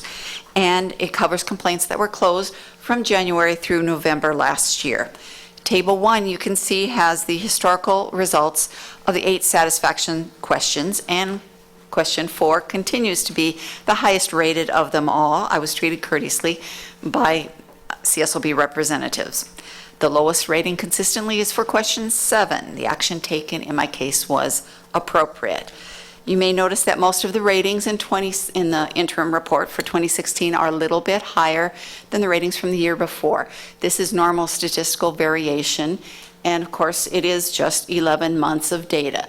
The full report for the annual consumer satisfaction report will be available in April. Are there any questions? Are there any board comments? Any comments from the public or the phone? Thank you, Wendy. The next item is the strategic plan update, and on page 108, so it says 100, oh, there, yeah. This is a motion for what we discussed in the committee meeting. Board member, let's handle it like this. Can you read the motion and then explain it? The motion there is a motion from the licensing committee that details its proposed changes to the licensing objectives. Since this recommendation comes from a committee of the board, it comes to you as a fully formed motion and needs no first and second prior to a vote. So, shall we go ahead, we'll go ahead and talk about the motion right now. So this has to do with the handyman exemption that we had put on the strategic plan. And in the committee meeting, we were discussing that it would be unproductive to leave that on there because progress was going to be or deemed difficult, and that while research had taken place, that it was going to be difficult to keep this on the strategic plan. So the committee voted to remove this from the strategic plan for the licensing committee for right now. So are there any comments from the board? Of course. Of course, sorry. No, I just was looking at this, and I just wanted to make some comments. And my recommendation, based on what I've seen really anecdotally and some of the issues here, I thought it might be, my recommendation would be probably to leave it for the time being until maybe an occupational analysis might be conducted, or maybe at least until the licensing committee has the opportunity to review the $500 threshold. And the reason for that is that, you know, I've been to many of these senior Sam stoppers, and many of our seniors, I mean, that's what they rely on to do many of the work.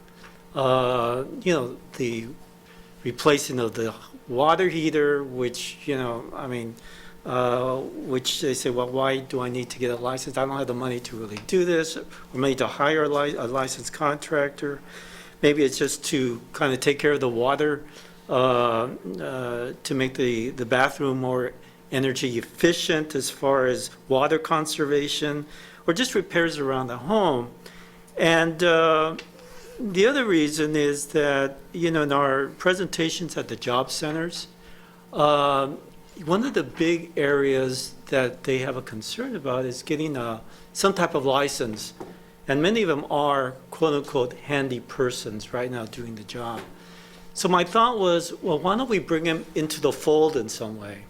I know we did the study back in 2015, and that was really, I think, at a lot higher level than what my thinking was for a handy person. I mean, we're not talking about a $15,000 job. I mean, not even probably a $10,000 job. And I think maybe we just need to kind of leave it here for the time being, leave it as on the radar screen so that we don't forget about it. Because maybe a year from now, I won't be here, there's going to be a new registrar, and it's going to be gone. So my recommendation at this point, just leave it in for the time being, let the licensing committee do its work as far as review the $500 threshold, and really look at the marketplace and the industry marketplace in this area for handy persons, and maybe we could get some additional information on it. That's my pitch. Are there any board comments on this? I mean, the question is, If I could just add a comment. Linda Clifford asked at the licensing committee meeting that we add the issue of the $500 exemption level to the next licensing committee meeting. So we are going to address it at that point. Yeah. I'm assuming if, after we have that conversation, if we want to put this back on, or we want to put it on a future strategic plan, I mean, nothing's precluding us. We're just saying right now, we don't have enough information to move on this, and we do have a limit that is so low that there may be a recommendation to make a change there for the first time in a long time. So. Well, we could change the date. We could move that to 2020 if we wanted, to January 2020 or 2019. With respect, board, the motion, it came from the committee. so we can't alter the motion. We can vote on the motion, it goes up or down, but I think that the licensing committee has heard your words, because it sounds like they're going to still talk about it, if that makes you more comfortable. Well, my comfort level would be to kind of change the date, right, if that's the point. But, you know. I'm trying to give if I'm you only a feather one- pillow versus a down pillow. Well, you know, I just want this not to be lost somewhere, because once it's not here, it disappears. Well, we will be working on that in the next committee meeting and can report at the next board meeting if we continue with this motion and bring the research and the summaries to you at the next board meeting. And then go ahead and vote on this motion as it stands now. And as Linda said, we can always put it back on if there's some late-breaking news that would alter the strategic plan.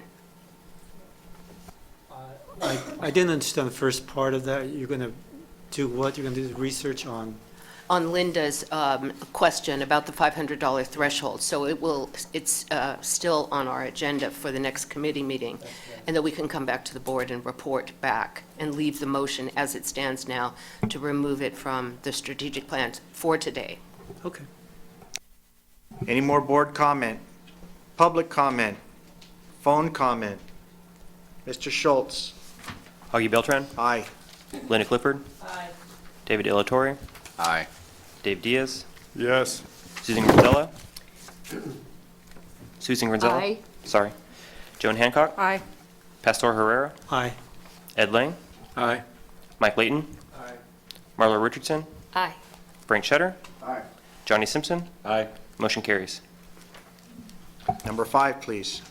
Number 5, discussion and possible action regarding the Little Hoover Commission report, Jobs for Californians, Strategies to Ease Occupational Licensing Barriers. Can you read the motion from the committee, please? There is a motion from the committee, licensing committee, that adds 2 new objectives to the strategic plan. Since this recommendation comes from a committee of the board, it comes to you as a fully formed motion and needs no first and second prior to a vote. With that, is there any question from the board based on that motion? She needs to read the full She needs to read Oh, the I full thought she read the motion. whole thing. No. No, that's the next paragraph.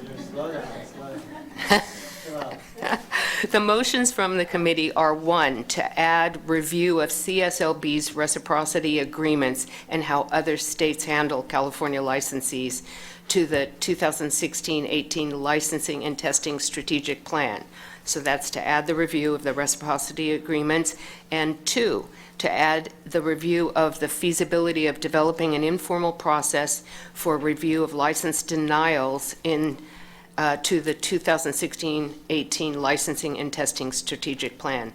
So number 2 is the feasibility of developing an informal process for the review of license denials. I think we talked about that at the last board meeting. Any comments from the board? Hot topic. Any public comment on the motion? Aaron? Augie Beltran? Hold on. Before you vote, just to public. clarify, the first motion is to add review of the CSLB's reciprocity agreements and how other states handle California licenses to Yes. the strategic plan. So Right. that's the first motion you're going to be voting on. They can't do both at once? All right. Madam Chair, I move on the first motion. Well, they're already Yeah, committee motions. We just gotta make sure, is there anybody on the phone with any questions? All right, go ahead. Okay. So are we breaking it up to 2? Yes. All right, so we need a motion. No, we have the motion. We have the motion. Go So- ahead, Aaron. Augie Beltran? Aye. Linda Clifford? Aye. David De La Torre? Aye. Dave Diaz? Yes. Susan Granzella? Aye. Joan Hancock? Aye. Pastor Herrera? Aye. Ed Lang? Aye. Mike Layton? Aye. Marla Richardson? Aye. Frank Shetter? Aye. Johnny Simpson? Aye. Motion carries. Now, the second motion is, To add the review of the feasibility of developing an informal process for the review of license denials to the strategic plan. board comment on that? Public comment on that? Phone comment on that? Mr. Schultz? Augie Beltran? Aye. Linda Clifford. Aye. David De La Torre. Aye. Dave Diaz. Yep. Susan Granzello. Aye. Joan Hancock. Pastor Herrera. Aye. Ed Lang.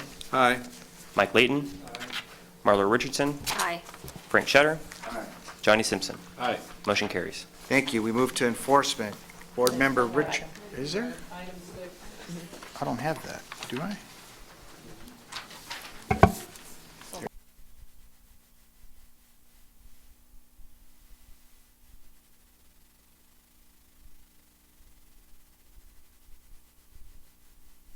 So the statement is discussion regarding CSLB license classifications and regulations that authorize contractors to install energy storage systems. Board Member Frank Shetter had previously asked that this topic be placed on the Licensing Committee's agenda. It was one of the agenda items for the February meeting, and Frank at that time indicated he did not want to pursue the item at this time. So, any comment from the board? Any public comment? Comment on the phone? Thank you. That concludes the licensing and examination update. Thank you. Enforcement, Board Member Richardson, David Fote.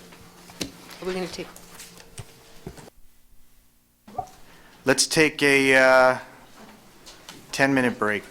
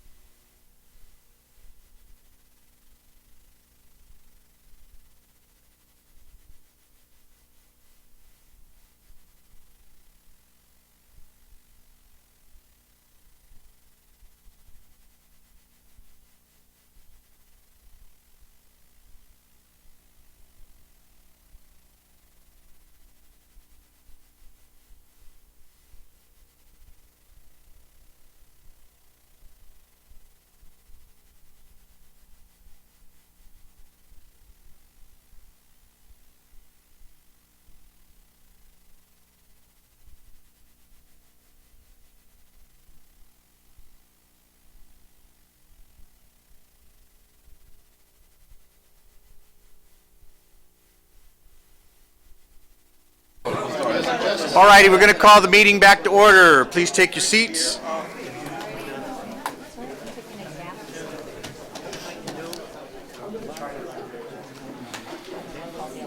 Okay.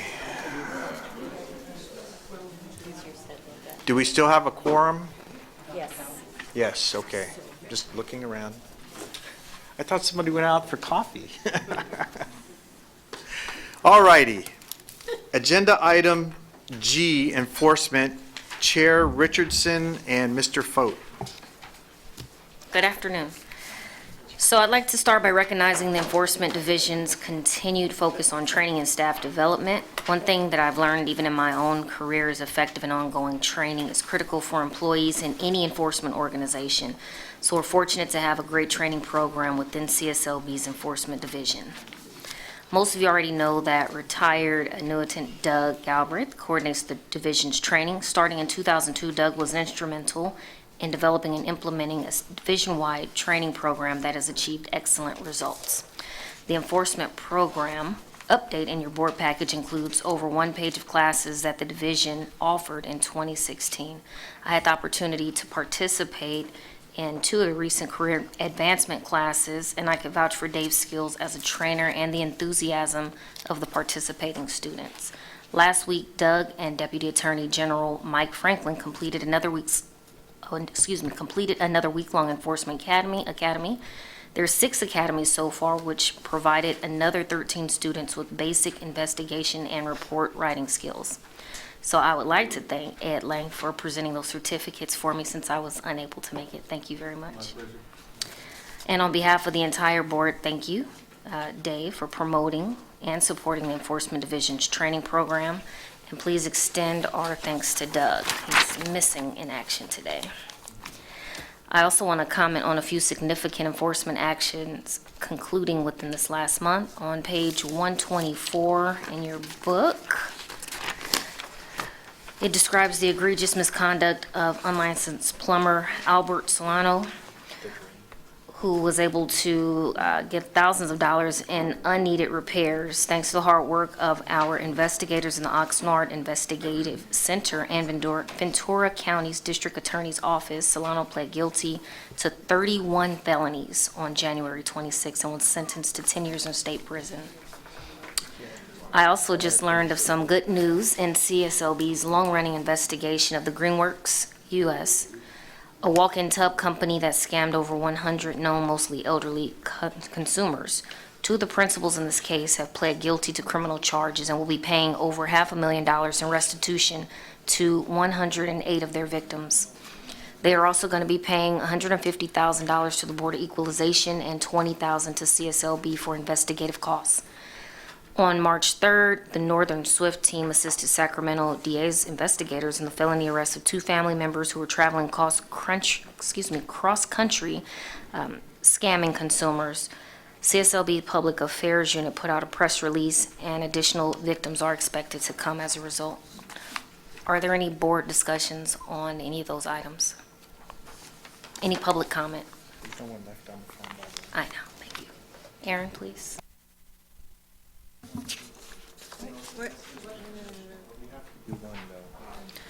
So we're going to move to agenda item number 1. Basically review the minutes and make motion second approval. Okay.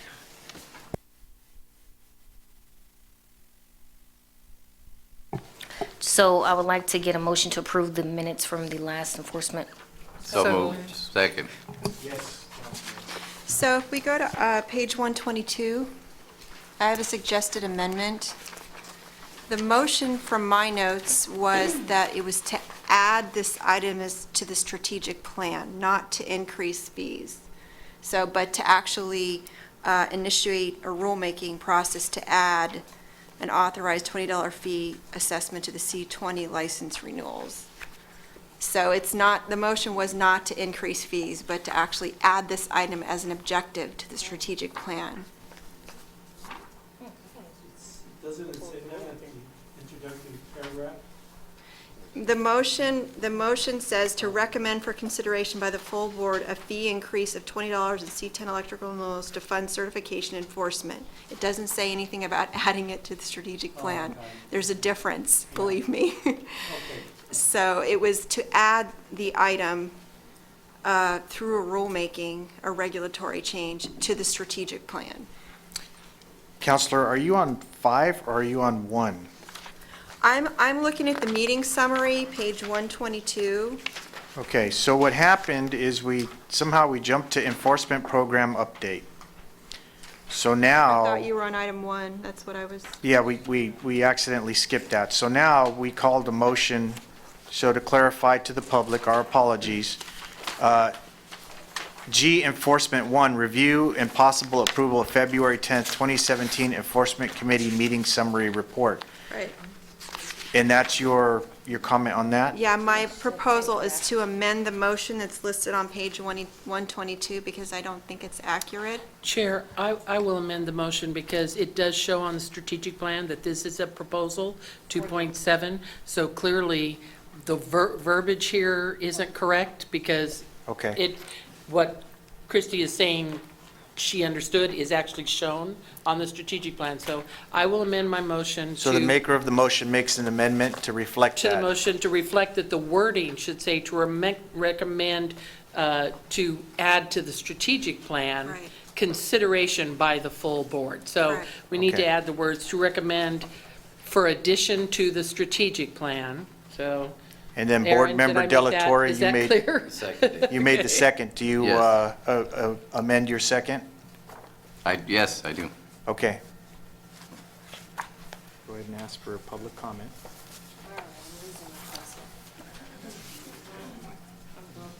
Okay. Her mic's broken. Any comment from the public? Mr. Schultz? Augie Beltran? Aye. Linda Clifford? Aye. David Delatorre? Aye. Dave Diaz? Aye. Susan Granzella? Joan Hancock? Aye. Pastor Herrera? Aye. Ed Lang? Aye. Mike Layton? Marlo Richardson? Aye. Frank Shetter? Aye. Johnny Simpson? Aye. Motion carries.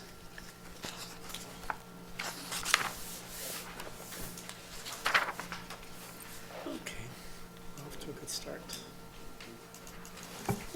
All right, moving on to G3, update on workers' compensation enforcement strategies, resources, and accomplishments. I'm going to pass this one on to Dave.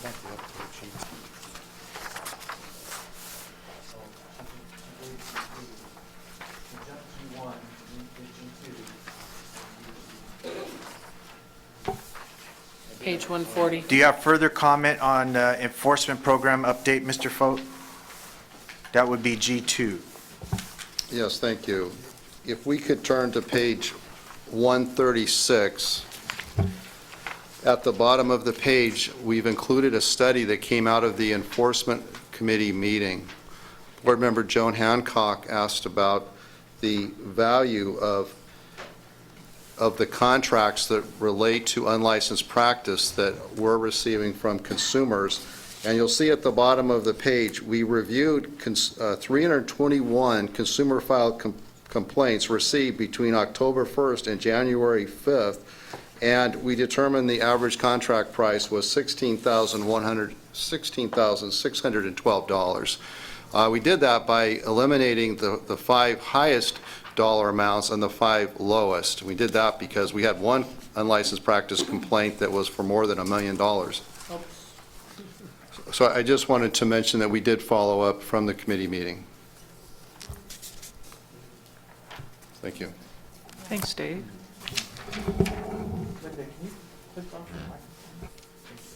All right, now it works. Now you got it going. Go All right. So we will move on to agenda item G3, update on workers' compensation insurance. And I'm going to pass it along to Dave, but just so that you all are aware, we do have staffing that we will be dedicating to do additional enforcement on the workers' compensation issues. Thank you, Chair Richardson. So if you look at page 140, we have a summary of the strategies that we implemented in 2016. We identified contractors that likely had employees and with an exemption on file. We attempted to educate them. We sent them a letter, an advisory notice that they needed to obtain a policy. In some cases, we suspended their licenses. Our return on investment was approximately 10%. 10% of those we reached out to obtain a policy. For 2017, we're looking at doing it a little bit differently. And we have an investigator from our statewide investigative fraud team that's on limited duty. She's able to work in the office, but not at this time able to go out and perform job site inspections. And so we've identified her to help us with a study in specific classifications whereby in an undercover capacity, she's contacting contractors to ask if they have their own crews. And what we're finding is that for the most part, they do. We've started with the tree trimming industry, and we've not only called many tree trimmers, but we've gone out to their places of business and found that just about all of them actually do have workers. We're looking to expand that into other classifications to put together a comprehensive a report that we would come back to the board with and let you know what our ultimate findings are. We've reached out to the California Roofing Contractors Association to see what studies they've done in the past. You may be aware that a C-39 roofing contractor is required to have a workers' compensation insurance policy. We're very fortunate to have with us today Mark Connerly, who's the executive director for the Roofing Contractors Association. And Mark's been good enough to schedule a meeting, and I believe it's scheduled for March the 30th, with stakeholders in the roofing industry to talk about what they've done, what they've learned, and to gain their ideas on how we can move forward. Board member Joan Hancock asked us to take a look at the dollar amount of consumer complaints that are being filed against licensed contractors that have an exemption from workers' compensation insurance on file. Now, if you look at page 140 at the bottom of the page, we looked at the complaints that were received between October 1st, 2016 through January 5th, 2017. Approximately, actually, it was 750 complaints that were reviewed. The average contract amount was $47,693, so these are relatively significant. So we do have different strategies we're looking. I've talked to our Enforcement Chair Richardson, and we're looking at possibly redirecting staff as far as our sting operations, working more closely with the Department of Insurance, and that will all come about once we've completed our study into these contractors that tell us they do have their own work crews. We can follow up on those by going to their places of business, but also by inviting them out to an undercover operation. And those work especially well because we have county DAs that are funded by the Department of Insurance to assist in the education and enforcement of workers' comp requirements. I'd be happy to answer any questions. Question. Dave. On those 750 complaints and the average contract was 47, what were the classifications of those contractors?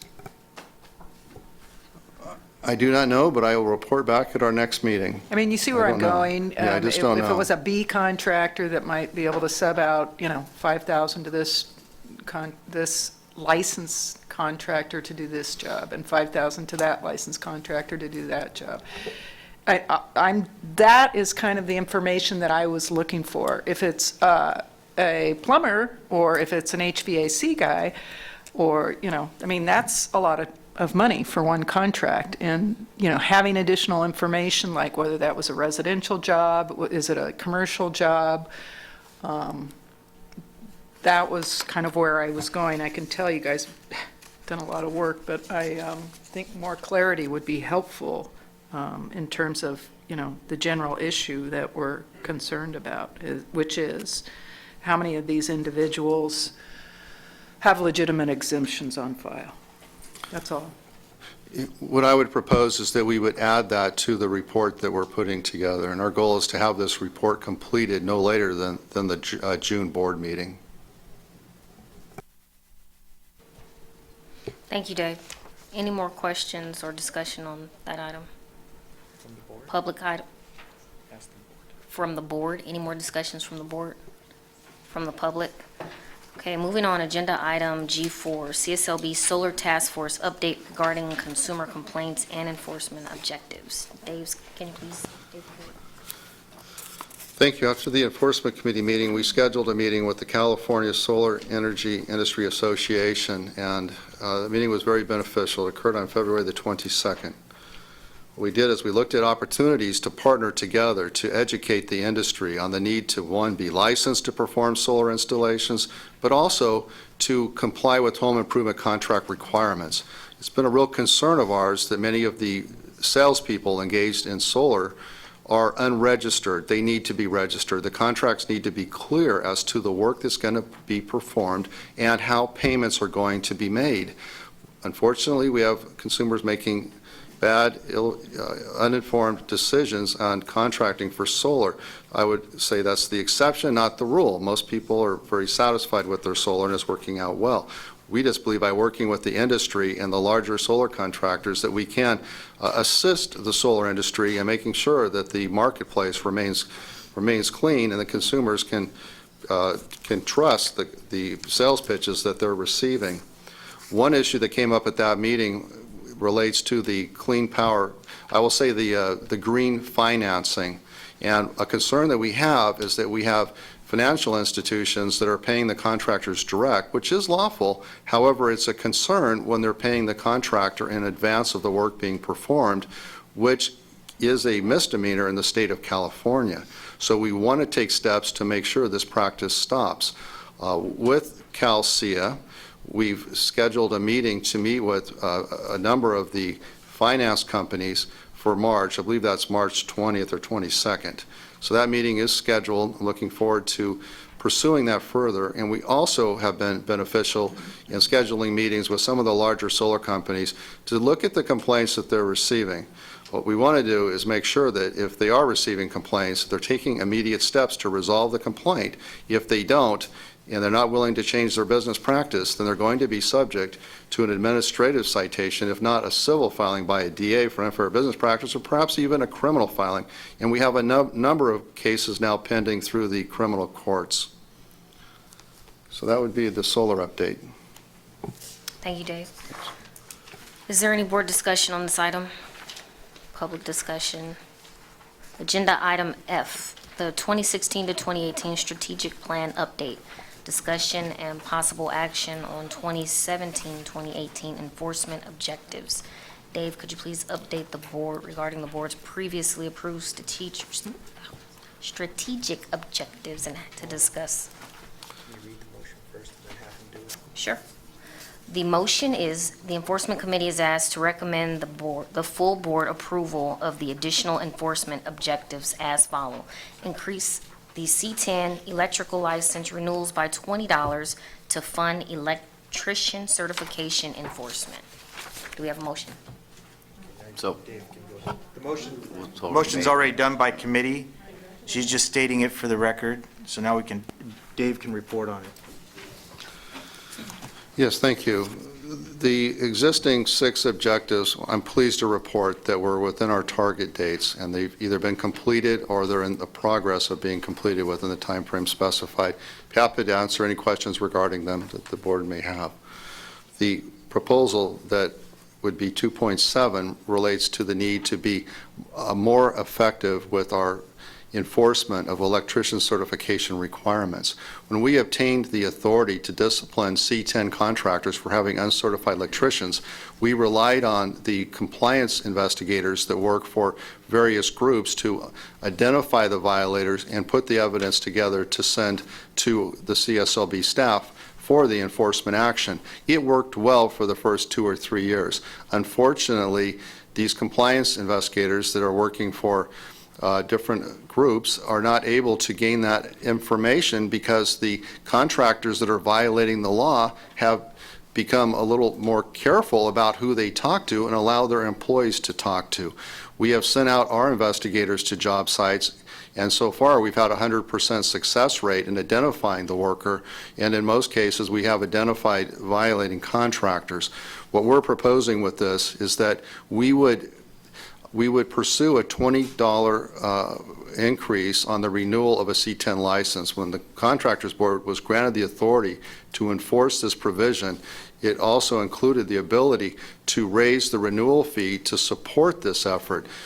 We were proposing that we would have the necessary hearings, which Laura Zuniga would be more of an expert on than I am, but to fund 2 investigators to work directly with the various compliance groups to go out and inspect the job sites, and also to pay for the legal action costs to enforce the actions that are taken. So that is the objective. Thank you.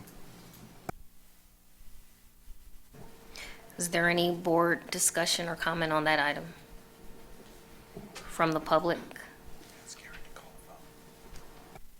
Aaron, vote please. Augie Beltran? Linda Clifford? Aye. David De La Torre? Aye. Dave Diaz? Yes. Susan Granzella? Joan Hancock? Aye. Pastor Herrera? Aye. Ed Lang? Aye. Mike Layton? Marla Richardson? Aye. Frank Shetter? Johnny Simpson? Motion carries. Thank you. That includes the enforcement section. Thank you. We now move to H, Executive. Please review and approve the minutes of December 8th of the board minute meetings. They start on 1:55. Chair would accept the motion. Motion to accept. There's a motion, a second. Any questions from the board? Yes.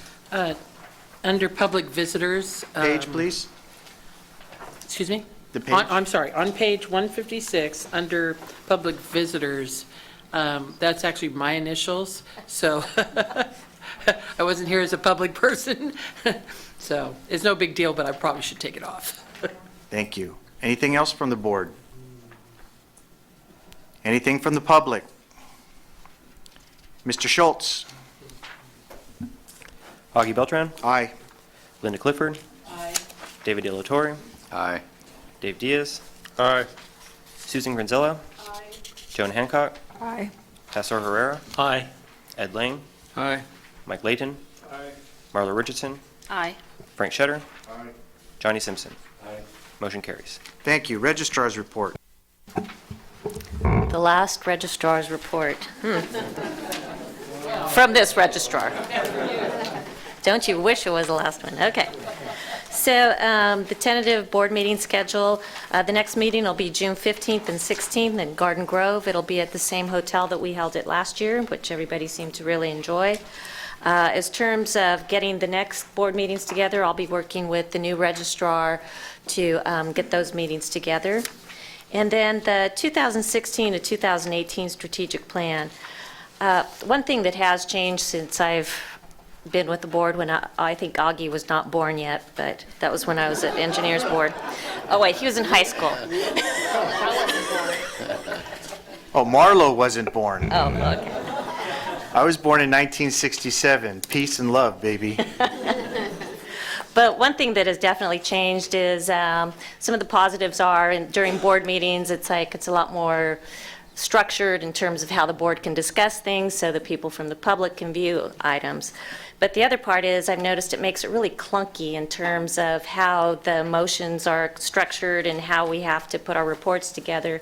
And an ideal example of that is our strategic plan. We had to do it by committee, so you had each of the motions coming from the committee, so we really couldn't put the full plan in here for your review. So what we propose to do for this go-around is Rick's staff will take all of these once they're approved and put it all together, mail it out to you, and if there are any questions or concerns, you can get back to him. If we do need to agenda it, again, we'll work with the registrar. But, and then it will be in your future agendas so that you can review them. But it just got really clunky on there, so hopefully the new registrar can figure that out. That's his or her problem. So that's my report, and I believe the next two items for the administrative and IT, Mike Melisa is going to do the admin, and Gina Zayas is going to do IT.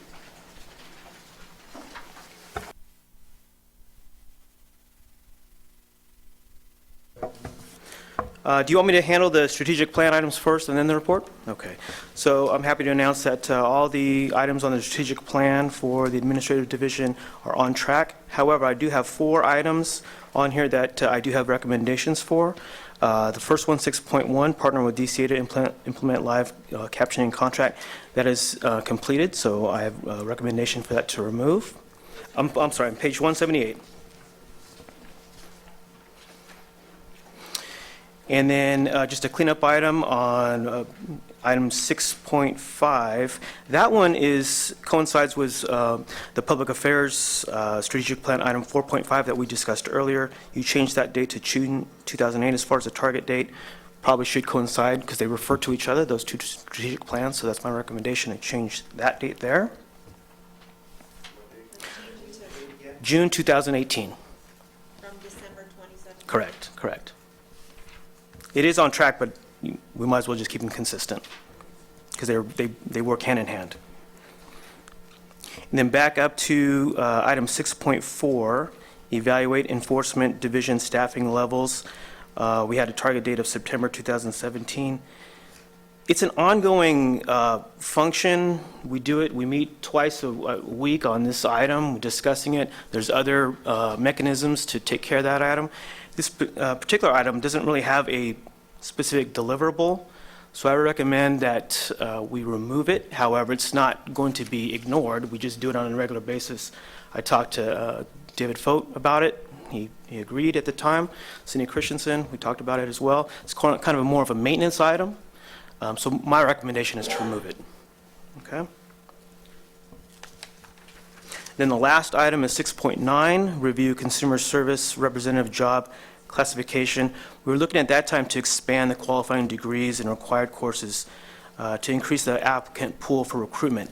At the time when we made this strategic plan item, we were having problems building a pool together in that classification. Since then, an exam has been given, a pool of candidates has been created, and we've actually been really successful in filling those vacancies.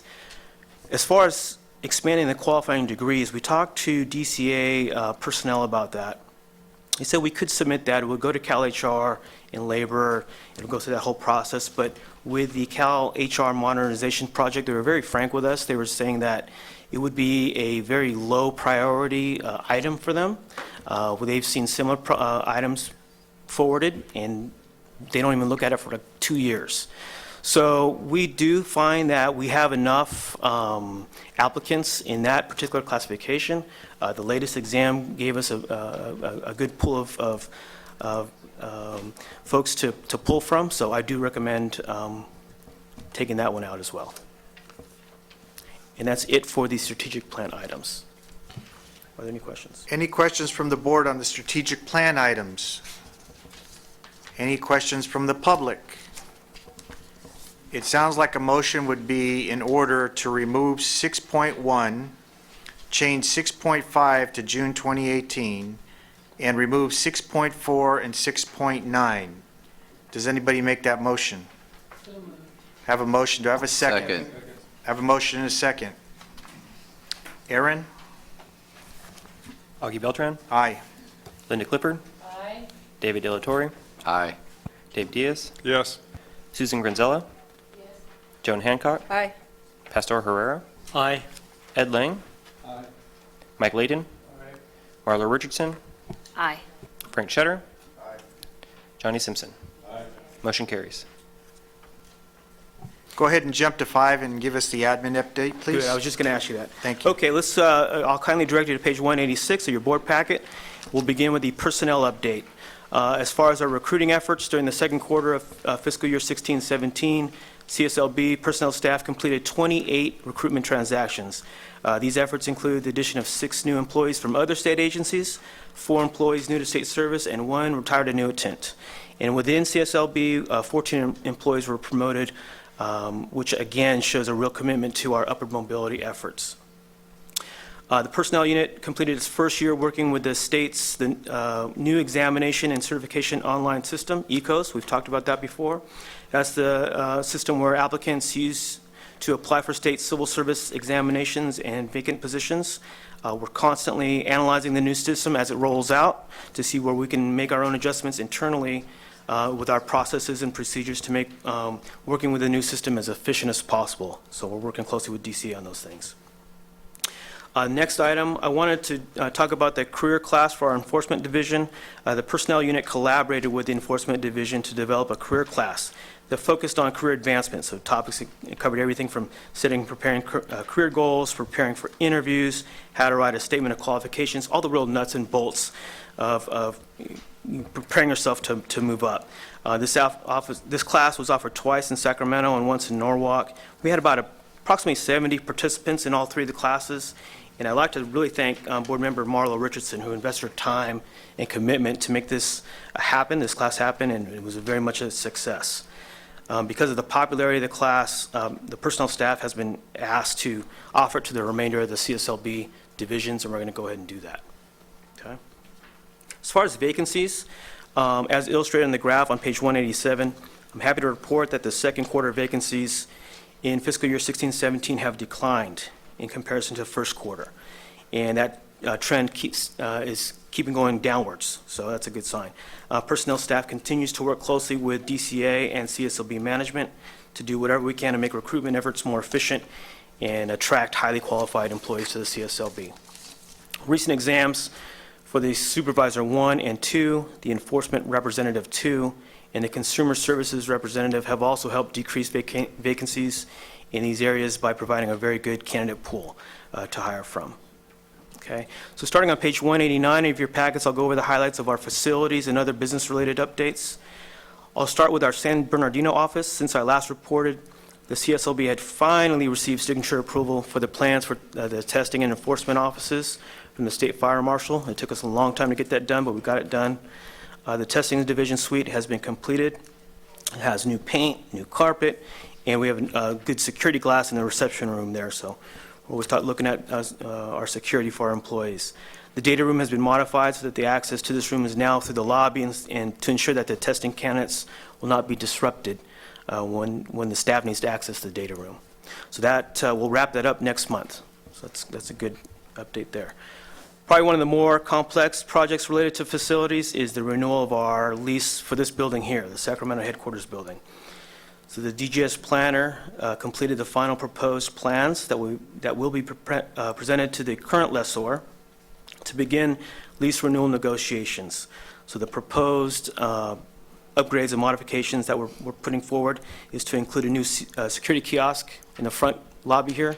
We'll have a new security guard there as well, an updated card reader system, a new media room for Public Affairs Office, so they're not carrying all their equipment back and forth, so that's going to be nice. It'll be part of this room here.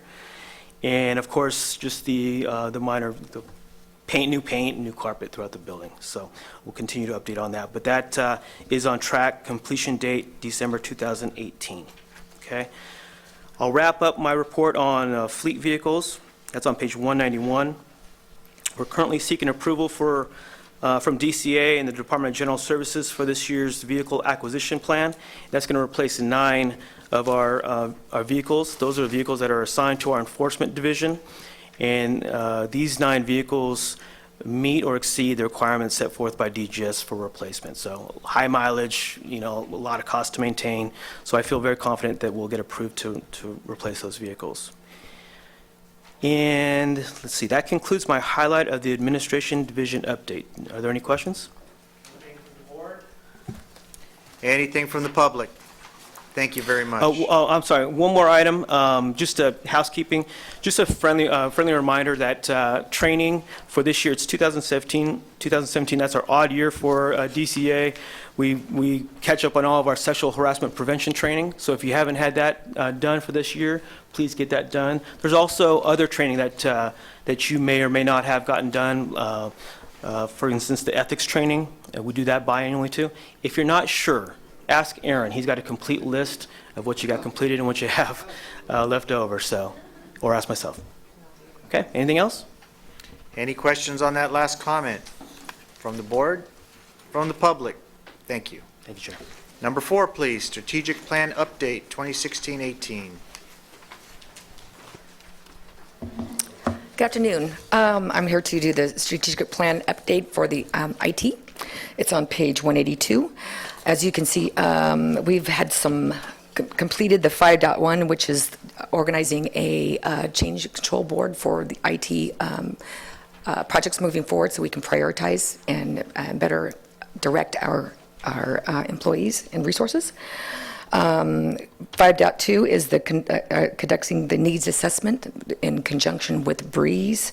We motioned to change the target date from September 2016 to February 2018. This didn't even kick off until October 2016, so we're kind of behind in the first place. However, this continues to move forward, and we've had to go out and get a contractor. So we're hoping that we can, there's a lot of work, so we're hoping that we can extend that out to February 2018. 5.3 is underway and is on target. 5.4, with HIS online cessation, association tests and cessation tests were placed on hold due to other higher priorities, such as Senate Bill 1039. So we have a motion to extend that out to June 2018. Implement the e-payment expansion to San Bernardino office, as Mike Melisa had indicated, that San Bernardino is still under construction, so we will not begin that until after that construction has been completed. On 5.6, we would like to move this objective into 5.2, as we are going to be going through the whole IWAS process with analysis during this effort. So it really makes sense to move that effort under 5.2 and remove it as its own category. Let's see, 5.7, implement online e-payment system. We have a new target date of September 2018. Due to other higher priorities, we have not been able to begin that process. And score 5.8, we would like to do a full cost-benefit analysis to determine the best options for us moving forward, and target that sometime in December 2018 if we are able to come up with a good solution for that. Any questions? Questions from the board? Yes. I'm curious, how does 5.7, which is implementing the online e-payment system, coordinate with 5.5 as just an example, which says we're implementing the e-payment expansion? So are we just getting San Bernardino ready to take it when it happens? Yes. Well, Okay. I think it's two different things. I think that's They the are two different kiosk, things. right? Yes, the one is the kiosk, and one is this expanding the types of licenses and at the CSLB, all the So CSLB. 5.5 is putting a kiosk like we have here in San Bernardino, and then 5.7 is to do it online, Yes. finally. Okay. So they are two different efforts. Any other questions from the board? Any questions from the public? So the chair would accept the motion to remove 5.1. 5.2, change the target date to February 2018. 5.4, change the target date to June 2018. 5.5, change the target date to May 2017. 5.6, remove and combine it with 5.2. 5.7, change the target date to September 2018. And 5.8, change the target date to December 2018. What's your pleasure? So moved. There's a motion and a second. Mr. Schultz. All eyes are on you. Augie Beltran, Aye. Linda Clifford, Aye. David De La Torre, Aye. Dave Diaz, Aye. Susan Granzella, Joan Hancock, Pastor Herrera, Aye. Ed Lang, Mike Layton, Marla Richardson, Aye. Frank Cheddar, Johnny Simpson. Motion carries. Thank you. Item number 6. I'll move forward with on page 194, the licensing ADA compliance and interactive online smart forms, and the home improvement sales online smart forms is underway. Actually, we've got 13 automated forms that we're releasing. We've already released 8 of them. We have 3 more coming out this week. What this will do is allow the consumers or the contractors to come in and fill out the forms using a PDF file where they can, it'll have allow them to complete them with less errors, and they'll interact with the CSLB mainframe system and apply validation rules at a field level to prevent the contractors from making more mistakes on the forms before submitting them to CSLB. The goal is to reduce the number of return for corrections and speed up the CSLB processing. Since the publishing of this board update, there's a total of 16 forms have been deployed on CSLB website, with an additional 3 smart forms scheduled to be launched this week. So we're hoping that that will be wrapped up very soon. On the fee increase project, this project is on target to be completed by July 1st, 2017. CSLB has been coordinating with DCA Legal on correct language for application forms and website language. The kiosk code has been updated and is in testing phase. On all forms, including fee code changes, have been incorporated with the smart forms project listed above that we had just talked about, and have been developed in parallel for completion of July 1st, 2017. For the HIS online presence, the client applications and programming staff have been redirected to other higher priorities, such as these legislatively mandated fee increase project and the online smart forms. After the completion of these projects, CSLB IT staff will be redirected back to developing an online mechanism for the association and disassociation of home improvement salespersons to home improvement contractors. Let's see. On page 195, the future CSLB online licensing system project. CSLB staff are now fully engaged in this effort in documenting as-is processes and to-be processes. We are creating business use cases and business requirements. CSLB executive team have approved a project management plan, including a preliminary schedule of processes to be fully documented for the licensing, enforcement, testing, and administrative activities conducted throughout CSLB. A new digital phone system update, our new voice over IP internet protocol project has been completed and successfully installed. CSLB headquarters and all CSLB's field offices have fully implemented this communication technology.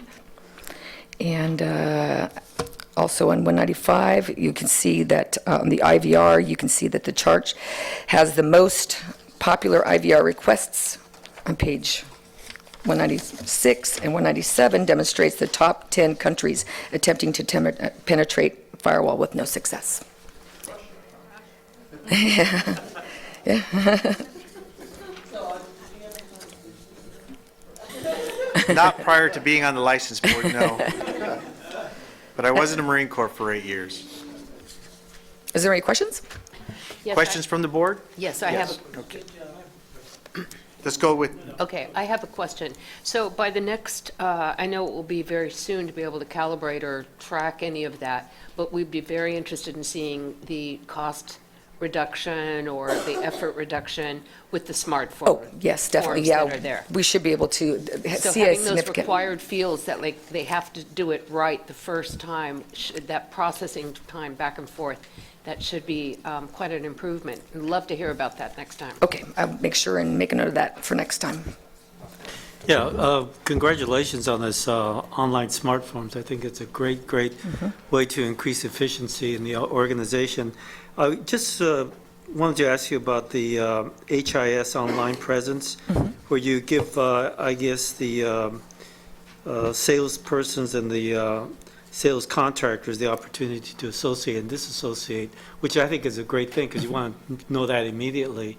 How are you getting the word out to them that this is available online now? Well, I know that we've done, in the past, we've done an outreach. I know that we've worked with a PAO to release that information. Maybe we need to release it further or a second time around. I'm not sure, but we could do that. I might be able to address it. Probably the ones that we're really using, that use HIS, the solar industry. And I know Rick has worked very closely with them to let them know that this is available to them, because they were the one that pushed the change to have one registration versus every time you go to work for a different contractor. So I know that's a big part of it right now. Yeah, because I did notice that these statistics, that number of HIS new registers had dropped. So, a lot of them are unlicensed. I mean, they didn't renew their license, so they now might be working for someone saying that they are licensed. So I was just thinking about the fraud issue, because you mentioned in your report, Dave, that a lot of them are non-licensed, they're not licensed to do the sales pitch. So it's a little combination of everything there. Yeah. Anything else from the board? Public? Thank you. Budget.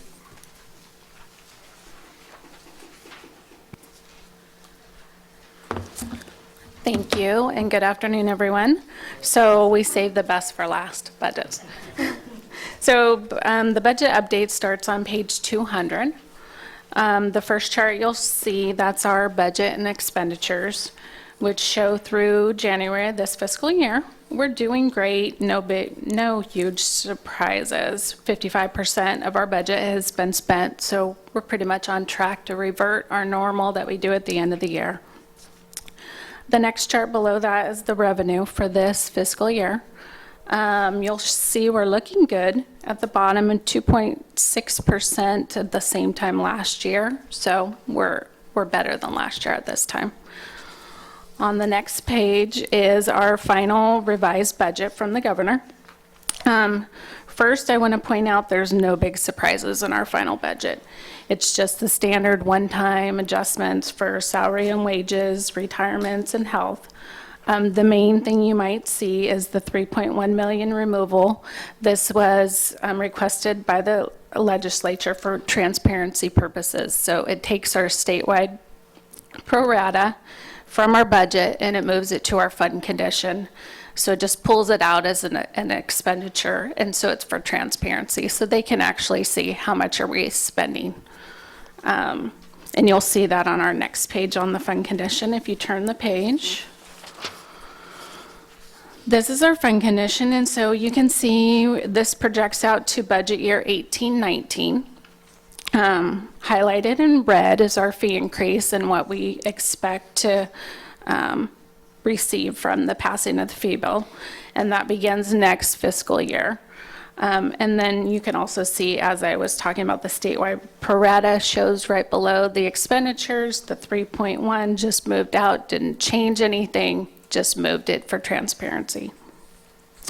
On the next page, 203, is our BCP that we submitted for the settlement bill, which was $465. We received, or were approved to receive 2 positions and funding for AG costs associated with the increase in enforcement. Currently, the bill or the budget change proposals in the legislature doing budget hearings. I believe it just probably passed the Senate. We're waiting to hear from the Assembly. Once that happens, it'll get put into our revised budget for next fiscal year. The chart below that is our construction management education account. That's been on hold since 2014. We haven't had enough money flowing into the fund. So Cindy and I decided it'd be best to put it back in here so you guys could see the contractors have been donating a little bit more every fiscal year, and so we're steadily increasing. If the trend continues, I think by 2018-19, we should be able to give back those grants to the schools to help with the industry. So the last 3 pages are the statistical summary. This is basically a snapshot of what our numbers are month to month, all the way back to 2013. Don't see any major issues right now or concerns. And then on the last chart is our vacancy report, and that just compares last year at this time to this year. And of course, as Mike Maliza pointed out, we're a little bit on the higher end, but we're actually making improvements on those. So that concludes the budget. Thank you. Any questions from the board? Any questions from the public? Thank you very much. Before we recess, we have one last item, appointment of board officer nomination committee.